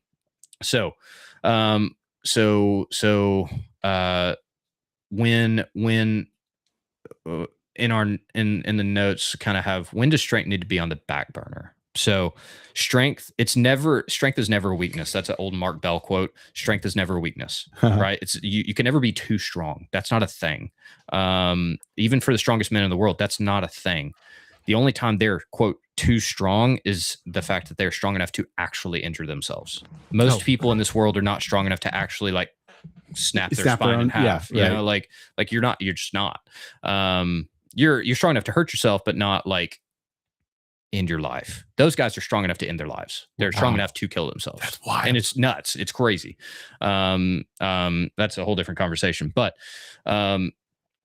when does strength need to be on the back burner? That's kind of a little bit harder of a question. Let's say that you don't have the mobility to get into a position well enough to exert strength. That's maybe when we need to hit mobility a little bit quicker. Sure. Okay. Let's say you are trying to improve your strength, but you're not recovering quickly. if you're not recovering quickly or you're not recovering in a reasonable time frame, if you're sore for weeks, that's not a good thing. That's not normal, right? Gotcha. Sure. You can maintain strength with stimuli that happens once a week. You can maintain strength quite well. Like there's certain movements. I squat once a week. Like I squat heavy once a week, and I'm getting stronger. Yeah. like you can do once a week as long as the intent is there. However, if my cardiovascular system is not good enough, I will not recover. The bout may be anaerobic. It may be really intense. It may be a lot of damage involved. That's good. The recovery process is aerobic. That's where your cardiovascular system comes in. We need to make sure that we can actually recover from the bouts that we're doing. So those are the situations where strength may need to take a back seat. Sure. The vast majority of the time, though, strength needs to be at the forefront. The vast majority of the time. Because you can work on your cardio and your strength at the same time. Because there's multiple ways to skin the cat. You can improve your mobility with strength. You can improve your mobility with certain movements and certain techniques, stuff like that. Again, I run entire classes off of this. Right. And so it gets kind of it gets a little long-winded. But those are kind of the main two ways. If you're unable to recover, we need to put strength on the back burner. If you are immobile, meaning you can't let's say if you can't squat properly, I don't care about you adding a barbell. Your first priority is getting a bare air squat. Sure. That's it. Like I want you to be able to bend your knees. That's all I care about. Bend your hips, bend your knees. That's what I care about. And so if you're just starting out, for some people listening, that may be your starting point. Mm-hmm. So your strength is the end goal, but your starting point may need to be mobility mixed in with some strength stimulus. And so, again, mobility is going to be going to be, again, a whole separate episode. And that's going to be more technique based. We might need to do something hands on for that. But that's kind of where it goes. So what should our strength be at? If you are a healthy adult, your strength is going to look some kind of different. I want everyone to have the strength to be able to do a squat controlled. Okay. That's a big deal. That's just a bare squat. You would be surprised. You would be surprised. That's where mobility comes in, though. If you have decent mobility, I'm not saying let's say it's not perfect, but you're there. You can exert strength, and it's like, okay, it's not completely painful, right? You can exert some force there, and we start ramping it up. I want you to be able to squat your body weight. That's a big jump. I totally understand. There's a huge spectrum of level between being able to do a basic air squat, which is like a sit to stand without the chair, right? All the way to putting your body weight on a barbell and squatting that. That's a big deal, right? And so for a lot of people, what that will look like if you actually put that into practice is they'll start working out, they'll actually lose weight. And then so that body weight metric actually decreases. Yeah. So you actually you're actually moving the goalpost a little bit, which is nice. But that's a good kind of starting point. Okay. And I think for the upper body,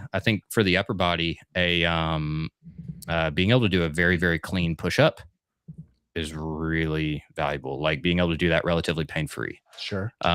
Because if you're strong enough, it's probably not going to hurt unless there is some actual like dysfunctions, like physiological actual reason damage, that, right?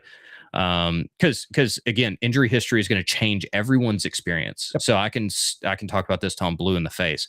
Everyone's going to have a different experience, and that's why I have that big range for that squat. For the push up, it's going to be the same way. Can you bench press your body weight? Sure. That's a big deal. There's such a huge gap. But you'd be surprised how quickly strength comes on, especially if you've never introduced it before. I know how to push through a heavy repetition. Most people do not know how to do that. Once they learn how to do that, your rate of improvement is so much faster. I can work out for a year and only see marginal improvements in certain lifts, but people that are brand new to training, their We'll see lifts are going to huge go gains. up 300%. Yeah. Like they're going to triple their lifts. And that's why I was mentioned that like that 225 bench press, Yeah. like you see high schoolers doing that, and it's because they're brand spanking new.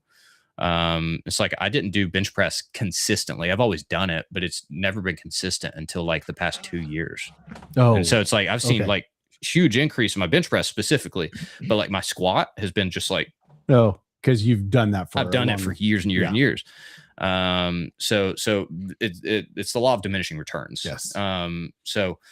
And there's also a genetic ceiling idea that the closer you get to your genetic ceiling, like Usain Bolt trained for 4 years to decrease his time by like 1/10 of a second. Yep. And it's like in track and field terms, that's huge, but Huge like amount, for but us, not- it's tiny. So Sure. again, the strength standards are going to move depending on your current training status. So have you been to the gym before? Have you not? Have you trained before? Have you done a fitness program? Have you not?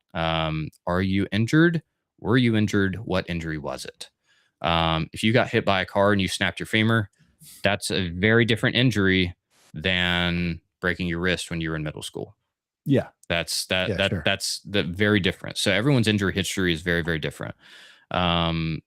Mobility demands very different. If you sit at a desk versus someone who stands, both of those are stagnant positions that neither of them are good for you if you're doing them for long periods of time, but it's different. They're bad in different ways. Yeah, exactly. It's different taxes on the body.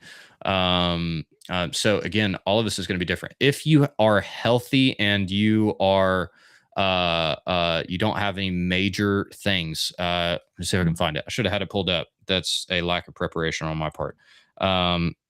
Let's see here. I have a picture of it.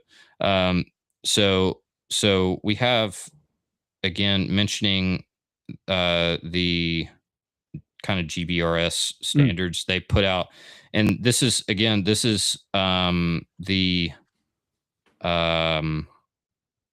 are the standards that Vernon Griffith came up with.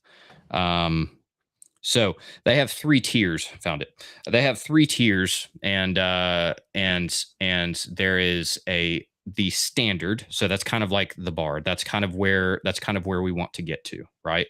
And this is going to include standards that cover all elements of fitness. It's not just strength. Okay.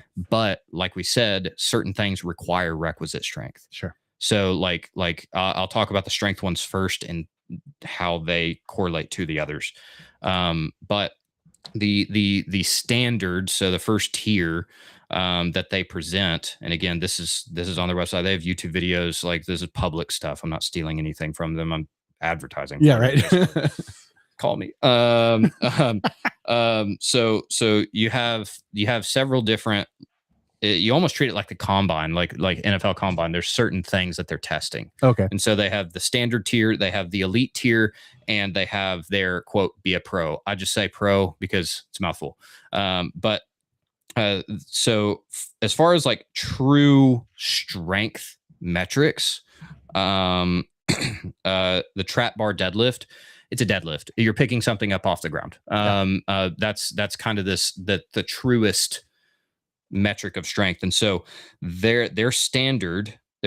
So like the bottom tier, if you are a healthy adult that doesn't have any dysfunction, this is something for you to chase. This is what you want to get to. This is the first thing. You want to be able to deadlift your body weight, 1.5 times your body weight. So you can kind of do the math there for 5 reps. Ooh. So 1.5. So if I weigh, stand by, math time.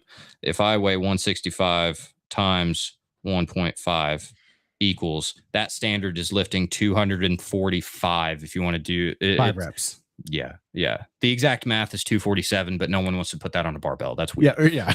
So 245 5 times. All right. That I mean, for a lot of people, that sounds very, very unattainable, and it might be. But again, like we said earlier, strength is relative. Yeah. Right. Strength is relative. We want to be strong enough to actually be able to apply those skills that we know and love. And it's like circling it all the way back. If I have the skill, that guy that we talked about that couldn't dig a hole, he had all the muscles in the world, but he didn't have the skill to actually use the musculature that he had and it hadn't been trained in that specific way. I guarantee you he was not doing anything muscular endurance wise for his spine for digging a trench or whatever he was digging in that situation. Sure. Right. It's Yeah. a different movement. Yeah. And so the more that we can apply strength and fitness to those areas that we actually see in everyday life, instead of focusing on muscle groups, we want to focus on movements, the better. Let's see, going back to this, stand by, lost it for just a split second. There we go. So my phone is spazzing out. There we go. So deadlifting 1.5 times body weight for 5 reps. The elite tier is 1.75 times body weight. Okay. And then the Be a Pro is double your body weight for 5, right?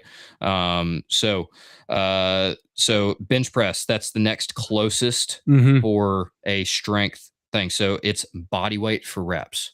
They don't go up in weight, but they do test your reps. So it's really a muscular endurance thing, but you have to be able to bench your body weight in the first place. Sure. That's the strength metric. And so their standard is 10 reps at body weight. That's a lot. That's a lot. That's a very high bar for just the bottom tier, in my opinion, for most people. Yeah. But again, they're kind of catering this a little bit more towards operators. Yeah. So that's where it kind of gets outside. I think deadlifting your body weight that much, I think people would surprise themselves how strong they could actually get. But bench press, especially with how prevalent shoulder issues are, even if you do it with good technique, sometimes it just hurts. Yeah. Depending on what you've dealt with in the past. Standard is 10 reps, elite is 15 reps, Be a Pro is 20 reps. Wow. Like I got 20 reps by the skin of my teeth. And so like it was the nastiest repetition of bench press that I've ever done on that 20th rep. It was awful. Pull-ups. The vast majority of people in this world cannot do a pull-up. They cannot pull themselves over. One? You would be, oh my gosh, you would be surprised. If we went to Tech's campus right now, all of these young people that are supposedly healthy, the vast majority of them cannot do a single pull-up. Wow. I guarantee you, if we put a pull-up bar out on the quad and made everyone test, more than half of them wouldn't be able to. All these nerdy engineering students, they can't do it. They can't do it. Forever, I've wanted to do a dodgeball tournament against other departments. So teachers and students just send it exercise science versus the world. Yeah, right. It would be awesome. We've done so yeah, pull-ups, that's the strength standard. Are you strong enough to do a single pull-up? Once you get there, we want to transfer that into muscular endurance, and that's what this test is about. Sure. And so pull-ups for reps, 10 is the standard, 15 is elite, 20. Over 20 is the pro. Let's see. And then broad jump. That's where we get into that power aspect. Sure. Are you strong enough to actually propel your body weight to distance? Okay. Like, can you squat? First of all, that's a big thing. Can you squat violently? That's ultimately what that is. It's a very violent squat outwards, right? And so you're jumping outwards. And so I almost guarantee most of the people listening to this haven't jumped in a while. Probably true. And so especially not maximally. A lot of people just stop jumping. They stop sprinting. And so there are strength elements to those. And so farmer's carry, body weight distance in feet. And so can you carry your body weight in in a farmer's carry? So farmer's carry is a cop-out movement created by people in the gym that have never been on the farm. But it's where you take 2 dumbbells or a trap bar, something that you're holding parallel beside you. You're holding it like a suitcase. Yeah. In fact, if you do only 1 dumbbell at a time, it's literally called the suitcase carry. Oh. That's my favorite. But farmer's carry. Yeah, they're asymmetrical. And you got to challenge it. Yeah. Balance for days. Right. 175 feet with your body weight. So me, I'd be carrying 165 pounds. So 80 something pounds in each hand. And then I carry it for 175, 225 is elite, 250 and up is pro. That's pretty far. That is. So each of these, like they have this prerequisite strength. Again, this is catered towards operators. I understand not everybody listening is operator. However, it gives you a kind of a good idea of like, okay, can I pull hard? Can I push hard? Yeah. Can I pick something up that's heavy? That applies to deadlift and farmer's carry. Pull myself up. Exactly. Like there's so much there, and I don't want to just be preaching GBRS the entire time, because a lot of people just don't give a crap. But like I truly do, I truly do think that these things need to be pursued, and whether you meet these standards or not, that doesn't matter. That's not the point. No, the point is improvement. Yep. The point is improvement so that you can be more efficient. The point is to improve your strength so that you can be more efficient in your life, so that you can do more work in less time on the homestead, that you can be more prepared, that way you can take fewer trips in the house after you get groceries. right. Right. It's only one trip. Exactly. It's only exactly. ever one trip. I want to be so strong that you can't do it in one trip. Yeah. No, I'm trying to figure out how many gallons of raw whole milk it would take to do the farmer's carry body weight for my body weight. Just start taking the cow with you at that point. like throw it over your shoulder. Yeah. Have y'all heard the Milo of? He's some like Greek like thing. Is this myth? And it's so the idea is like the very first thing, and I skipped it. The idea is progressive overload. So circling it back, I mentioned improvement. Cool, it works. So the goal is to improve, right? We want to be more efficient. We want to gradually introduce ourselves to more than we are accustomed to. Right. That is ultimately what progressive overload is. Progressive refers to this idea that we are gradually, systematically increasing whatever it is. That increase is the overload. And so overload refers to more than we are accustomed. So if I've done 100 push-ups, 50 push-ups is no longer overload. Yeah, right. Right. Yeah. And so if you can't do 2 push-ups, then exactly. So if I can do 5 push-ups, and I can confidently do 5 push-ups, overload is to either do them faster, do them with better technique, or do more. Sure. That's overload. And so I need to systematically do that. The goal, the ultimate goal above all else, is progressive overload, because you're ultimately improving, right? If we apply progressive overload, we turn that strength stimulus into a muscular endurance stimulus, right? So circling back to everything we said earlier, all of these things that we've talked about thus far happen if we apply progressive overload. That's the key. Our 85-year-olds, our 90-year-olds, those sit to stands go from 1 rep that's a struggle bus to 5 reps that are actually kind of clean and don't give your younger family members an aneurysm. like the shaky. Yeah. Like have 50th anniversary. Dude. Who for FCC? Oh yeah. I was watching everybody, man. Like yeah. Everybody was shaky. Man, I stood at the back. I'm like, crap, I'm gonna have to do CPR today, man. Like, this is ridiculous. Hopefully none of them watch this. They don't know what YouTube is. Some of them. I bet you Steve. I bet you he does. He would like that joke. He would like that. He's got thick skin. Yeah. So again, progressive overload is the name of the game. Sure. That's where we're going, right? So these standards, yes, they're nice, but they're ultimately just milestones. They're not like the end all be all. They're not like, okay, I got here, so I'm done. Yeah, right. It's like me, for example, broad jump, I've got the pro. Bench press, I've got the pro. Pull-ups, I've got the pro. Deadlift, I think I have the pro, if I remember correctly. Plank, that one was easy.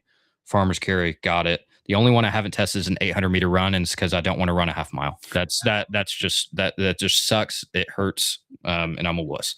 But and it's like, I don't say that to tout it. I'm saying that because my job isn't done. I'm still trying to improve. Oh yeah. It's like I've met the standards, right? But I'm still trying to improve. I'm still trying to build on those. So like, yeah, I bench my body weight for 20 reps. I want to bench 10 pounds more than my body weight for 20 reps. That's my next goal. Sure. Or send that 225 for as many reps, whatever it is.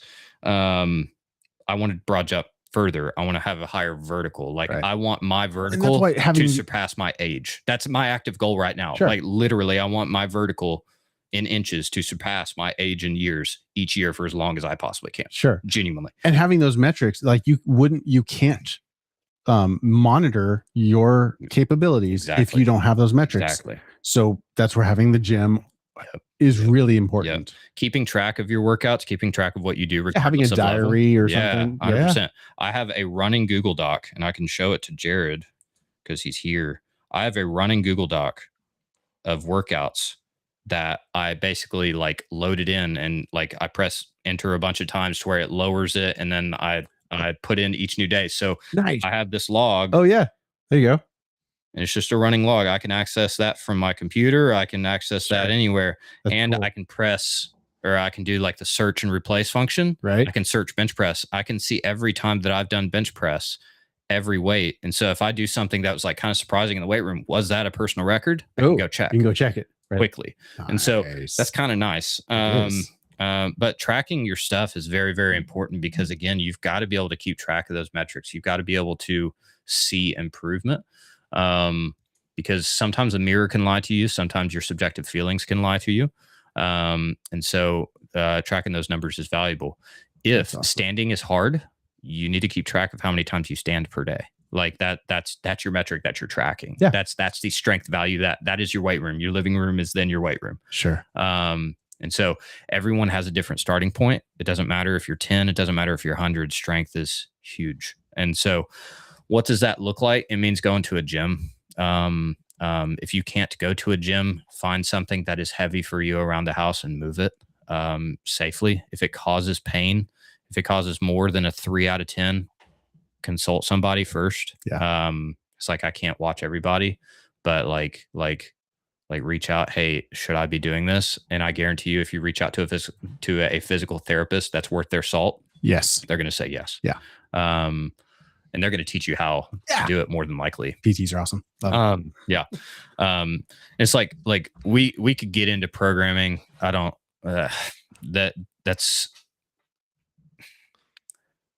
I would say you need to do something that is heavy for you 1 to 2 times per week. I feel like that's a good, solid, achievable. Yeah. I think for strength, I think you need to extend your hips heavily at least once a week. Cool. So that means either a hinge movement, so like something like a deadlift or something like that, picking something up off the ground, or a squat. Yeah, right. If you want to do both, if you want to go crazy, go nuts. But that's bare minimum. Sure. And that, I feel like that does cover most age groups, most abilities. The squat has a higher mobility demand because it does involve 3 joints instead of just 1. Right. So there is that. However, a lot of people have a negative stigma towards deadlifts. They think deadlifts are bad for them, and those people are wrong. And so, doing them wrong is wrong. Sure. And again, what I tell my students, there's no such thing as a bad movement, just one you're not prepared for. It's like, if I want to be prepared for any movement, and that's where I am the most. That's where I'm the most confident in my abilities. I'm not that strong. I'm strong compared to a lot of people, but I'm not that strong. Yeah, that's a whole different conversation. I can move very, very well. That's where I'm really, really good. Sure. Movement quality is the name of the game. I literally teach a class on it. Like, movement quality is king for me. But being able to, like, being strong in that is part of it, right? And so mobility demand is a real thing. So either squatting or hinging 1 to 2 times a week, preferably minimum 1. That's a good starting point.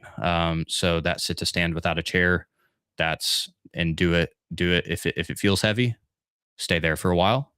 Do it until it doesn't feel heavy. Yeah. And there's no room for egos here. You cannot, especially if you do have an injury history, if you have knee, hip, back, like, there's no room for ego. You may start with the most minuscule amount of range of motion possible. There's no reason to re-injure yourself and prolong the rehab process. If you're trying to get stronger to play with your kids, there's no reason to injure yourself to where you can play with your kids even less than you were like prior. So we want to pay very close attention. The reward is extremely high. Yeah. But in some people, the risk is also pretty high as well. And so we have to be careful. Pressing, you can get kind of creative. If I wanted to put it in simple terms, either horizontal press or a vertical press 1 to 2 times a week, and then either a horizontal pull or a vertical pull 1 to 2 times a week. Nice. And so those are our strength things. We can hit all of those. It doesn't matter the age. You can hit every single one of those. Let's see. if we want to make it a little bit more complex, let's say you're a little bit more advanced than someone who's brand spanking new. We would do a vertical pull one day, horizontal pull one day. Oh, okay. Split it. Vertical press, Okay. horizontal press. So you'd have your overhead press and you'd have your bench on separate days. So you'd have 2 press days, 2 pull days. You would do slight variations in those presses and pull. Sure. You would, for a lower body day, you would have a squat day and you would have a hinge day or something like that. Yeah. And Very so it at its most simple parts, that's what I said first, the simple parts. So like your squat and hinge once a week, press once a week, pull once a week. And then you can divide it down and get more and more complex from that. You can do more volume. You can do stuff every single day as long as you can recover from it. However, the bouts that you are doing and the intensity with which you're hitting them are going to be lower because that recovery process is shorter. Sure. So as long as you're recovering from it, like person asked earlier, time of day doesn't matter. Oh yeah. Time of day does not matter. Get it in. Doesn't, as long as you can sleep, because that's, again, it's controlled damage. It's controlled damage that you're causing. And so if you can't recover, sleep is your number one method of recovery. If your sleep sucks, everything else in your life is going to. And this is coming from someone that often struggles to sleep, and I feel it. There are lots of days where I feel sluggish most of the day because sleep sucked. And so, and it's not because I'm working out at night. I haven't done that consistently in a long time, but yeah. So, yeah, those are some kind of like practical steps. Nice. That we can take. Now, techniques, and you might have to write these down. With pressing, and I'm just going to go over a couple cues really quickly that I can do without having to do an entire different camera setup, Oh yeah, right. Just a couple things to look out for. Everything that I've mentioned, you're going to do with a neutral spine. And so when I say a neutral spine, I do not mean flat, because your spine should never look like this. If I look at you from the side and I have x-ray vision because I'm Superman, your spine should never be a straight line. Your spine is in the shape of an S. So we have this kyphotic curve up top. We have a lordotic curve at the bottom. That's our lumbar and our thoracic curve. We need those. Those are developed in infancy and all of that. Tummy time, literally. Yes. So we need those. So if I see a neutral spine, I need to see the slight curvature of your upper back. I need to see the slight arch of your lower back going the opposite direction. And some people, I don't see that, but I can see that their shoulders are stacked over their hips. And so all of these things, if you're bench pressing, neutral spine. If you're overhead pressing, neutral spine. If you're squatting, neutral spine. If you are doing a deadlift, neutral spine. It all needs to be neutral. Okay. That's the number one cue. I always teach my students we're prioritizing the spine. The spine is the main communication between the brain and the musculature. If your spine is out, you're out. It's sorry. Yeah. Especially in the strength conversation. So prioritizing the spine. When you're pressing, a main cue for pressing, do not let the elbows go out.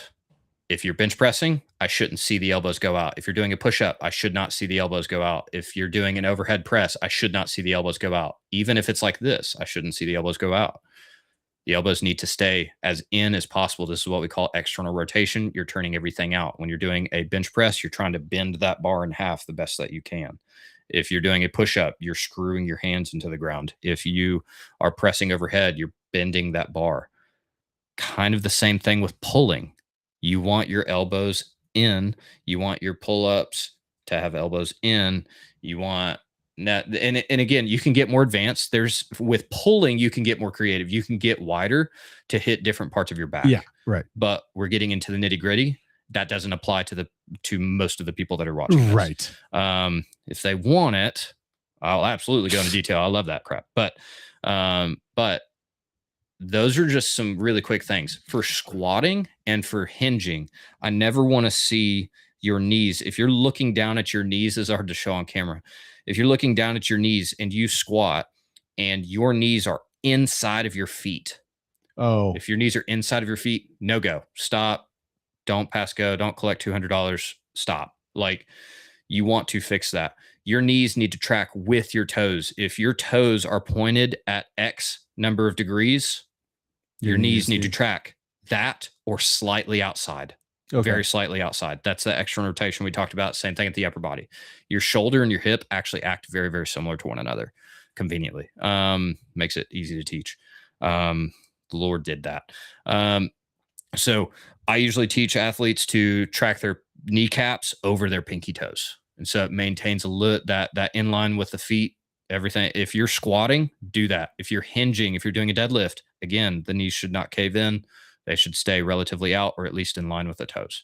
That knees out engages the hips. We want to engage the hips because it's a stronger set of musculature than the spine. The spine, we're prioritizing it. If we want to prioritize it, we need to use it for what it's meant to do. It can bend, it can extend. However, it is not near as strong as your hips. Your hips are comically strong. If you look at TikTok, there's plenty of videos of girls that look like they've never touched a barbell before. Maybe you've seen the hip thrust exercise. They'll get their hips under 400 or 500 pounds and they will send their hips up to the ceiling. And it's like, okay, squat that. And they like can't fathom squatting that. No. And so your hips, if you isolate them, they're wildly, wildly strong. You will surprise yourself. Even with just a minor bit of progression. That's what they're for. That's what we want with our hinges. That's what we want with our squats. We want our hips to do the work, and then our knees and our spine are kind of supplementary. So that's kind of where movement wise we want to go. Right. Again, kind of without getting into the nitty gritty of programming, but those are some movement goals, some cues. So again, neutral spine, keeping those elbows in, keeping those knees out. It's pretty vital. Yeah. Nice. So I don't know if y'all have any other questions or anything. Well, if anyone in the chat does, that would be send it. Yeah, right. So that's all the notes that I had. Heck yeah, dude. Thank you. I appreciate it. Yeah, that is a ton of information. Hopefully people can absorb it. But yeah, it's been great. I think the surface, right? Right. I know you could teach, and I'm sure you do. He does, yeah. A whole class on. So yeah, I think it's great. If people have questions, you're welcome to throw them in the comments. But I think that was really helpful to focus down on strength. And we're so uncareful with language that when I hear, you hear strength or power or stamina, and you just kind of lump them all together. So I think it's helpful to tease that apart a bit. Yep. And I think it helps clarify training. I think some people are going to think that it complicates it, but it's like, okay, I want to get better at X, Y, or Z. How do I get better at X, Y, or Z? You need to understand what does what, right? Right. And so that's where the importance of the vocabulary comes in. It's like, okay, if you want to get stronger, you don't need to go out and run. You need to go lift something heavy. Yeah. Like there is the principle of specificity there. And so it goes hand in hand with progressive overload. If a football player is training for anything other than football, they will not be better at football. Like that's just objectively not the case. Right. And so like there's these things where like they may do something specific, but it's like or something like, have y'all heard where receivers will do like ballet to improve? Yeah. That's honing in on a very, very hyper specific thing that general population just does not understand. And it's like, and it's not applicable to most people. And it's like, it's very applicable to one position on the football field. Yes. Yeah. Not even all of them. One instance. Just the like, and it's one variation of that position. It's like, it's not even all of them. It's not even all the receivers that need to really do that. It's only the ones on the edges. Like if you have a slot receiver, they may occasionally do that, but it's like, they don't need to like spend time. That's not what they're doing. They're blocking receivers. That's what they're doing. Taking check down passes. Like that's that. So what you're trying to get better at, let's say you've identified somewhere like, okay, you can squat, you can hinge, you can do all of those things that I just mentioned, but it's like, okay, I can't pull very well. Oh yeah. You don't need to do push-ups. You need to pull. And so like a pulling thing, if anyone's confused, we're pulling the implement to us or we're pulling ourselves to the implement, right? So if we're doing a pull-up, we're pulling ourselves to the bar, right? So whatever it is on the hard part of the movement, it's growing closer to us, right? A press is when the harder part of the movement is growing away from us, right? So if we're doing a push up, we're pushing the floor away from us. If we're doing a bench press, we're pushing the bent or the bar away from us, right? So as far as equipment recommendations, just popped into my mind. If you're trying to do something at home, kind of bang for your buck. If you're trying to save money, everything upper body wise that you want to do in your life, if you want health, okay, I'm not saying specifically strength. If you want health, you need I would say 3 to 4 pairs of dumbbells. Okay. And it's up to you because everyone has a different starting point. You just need to know how strong you are. Leave your ego at the door when you go to the store. Just buy them on Amazon, then that way you don't have to don't have to embarrass your ego until you're at home behind closed doors, and then you walk into work the next day. Your coworkers ask why you're crippled. Yeah, yeah. So 3 to 4 sets of dumbbells. Okay. You can get almost everything. So, and depending on the assortment of dumbbells, you might actually be able to get a solid strength stimulus too. Nice, depending on what it is, or depending on what your starting point is. But a pull-up bar. Say less. Right? Pull-up bar is a big one. And then this one's one that I've actually kind of thought about very recently. I mentioned trap bar earlier. A lot of people don't know what a trap bar is. It's otherwise known as a hex bar. So quite literally, it's a 6-sided barbell that you stand inside and it centers the weight. Right. You may have seen it. You may not have known what it was. It's called a trap bar or a hex bar. It is typically shorter, usually weighs the same as a bare barbell, but it is typically shorter than a barbell. So if you are working with tighter space, it works. And so a barbell may be cramped in here, but a trap bar feel glorious. Yeah. And so you can do hinging movements. You can do almost everything under the sun, lower body wise with that. You can do jumps with it. You can do all sorts of stuff with it. Cool. You can do squats with it because all you have to do is change the position of your hips and just go more vertical instead of the hinge. It works. It saves space. So get some weights to put on the trap bar. If you have room, barbell is king. I literally made a bench out of 2x10s. So works. I recommend buying a squat rack because a squat press rack, they make really simple ones. It's literally just goalposts with hooks on them, basically. There's really simple ones. You kind of buy once, cry once there. You can take them down, move them. They don't take up a huge amount of weight or a huge amount of space. But if you do have room for a barbell, it's highly valuable because you can adjust the hooks to a bench press height. You can adjust the hooks to a squat height, to a press height, to all sorts of things. If you get one that's tall enough, you can actually use the barbell as a pull-up bar. Yeah. Sure. And so it is very much kind of a buy once, cry once. I highly recommend that, especially if you live out in the middle of nowhere, which a lot of the people in this space, in a homesteading or preparedness sense, they're introverts. We like to live out places, right? Driving to the gym isn't always applicable. Thankfully, I work at a place that has a gym there, but I do have weights and stuff at home. So worst comes to worst, I just work out at home, right? And so that is very, very valuable. I do think that there is value in going somewhere, though. Sure. I think it's really easy to get complacent when the weights are at home. There's a lot of people that use their squat racks as coat hangers, and so imagine so. And so I'd say probably the vast majority of squat racks. And I've done it like having an exercise bike. It just sits there. It just sits there. Having a treadmill, not as much, but like there have been seasons where it's like, because treadmill you can just hop on and walk, and so it's kind of like non-invasive. But it's like they're having to go somewhere. It's almost like having to study or something. Like once you go somewhere to a different environment, you're almost more focused. Sure. It's a mental thing. The weight room's kind of the same way. So if you can go somewhere else, there's I can't remember the name of it. There's this phenomenon that happens that naturally people work harder whenever they're around others. Yep. It's the Kohler effect. There we go. Yes, the Kohler effect, and literally if you go to the gym, this is why CrossFit was popular. Oh yeah. And so like it's a community aspect. Yep. I go harder because other people are around. They're also going hard. So I'm going to go hard. And so there's this, blood is thicker than water idea like, hey, we're going to suffer together, and this is really, really good. And so True. it becomes literally addictive. But yeah, so those are just some equipment recommend. You can play with some bands and stuff, but rubber bands for strength are a little bit hard. They're hard to progress. Yeah.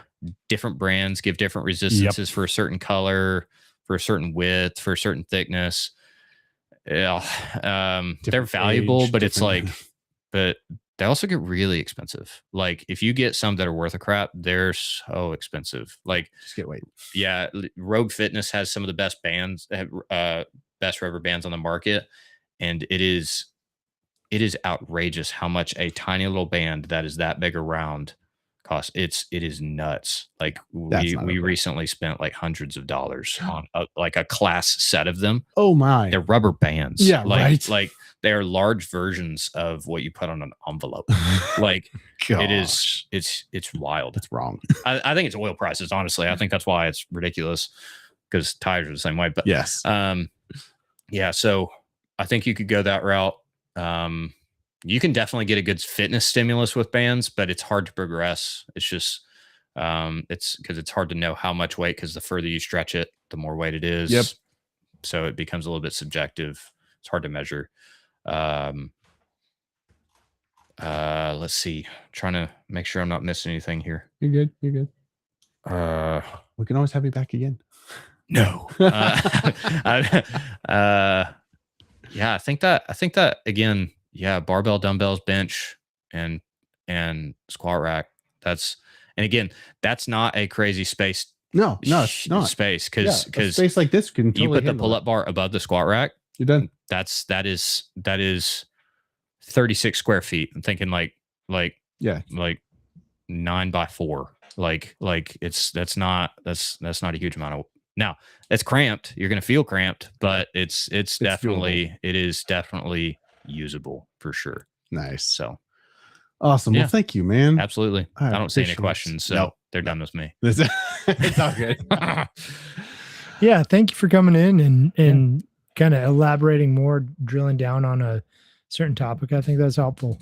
Yeah, absolutely. I'd love to come back and go over some other things. I think other things will be a little bit less long-winded. I think they're a little bit easier to explain. Strength is just so kind of open-ended that it needed some elaboration. So yeah, but that's good. Yeah, it's foundational, right? Exactly. I appreciate being here. So heck yeah, man. Alrighty. Well, Ryan, you want to tell everybody where they can find more about you? Sure. Yeah, just go to thehomesteadconsultant.com or look up the Homestead Consultant on most of the socials except for Facebook, because I don't do that. You don't do that. Anyways, yeah, mostly YouTube. But if you need help with your homestead, figuring things out, or if you've got technical things you need help with, whatever, that's kind of my specialty. That is what you do. Mm-hmm. Awesome.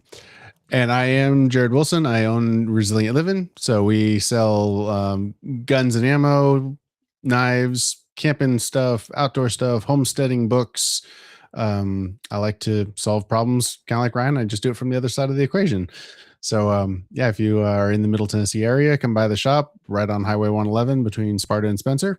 And yeah, we would love to help you figure out whatever problem it is you're trying to solve on your homestead or whatever. Father's Day gifts. Oh, right. We have gift you're cards. A wife or I don't know, mother or whatever, who has a father of like somebody who is a dad, go see Jared, because he's going to help you get whatever you need. And if it comes down to a gift card, then it's a gift card. My wife literally did it for my birthday. So we're in the process of working. It'll be fun for that. Yeah, cool. I know what he's getting. Yeah. Nice. Fair point. Yeah. Awesome. Well, thank you everybody for joining us. And we will be back next Tuesday, 7:00, same as normal. And until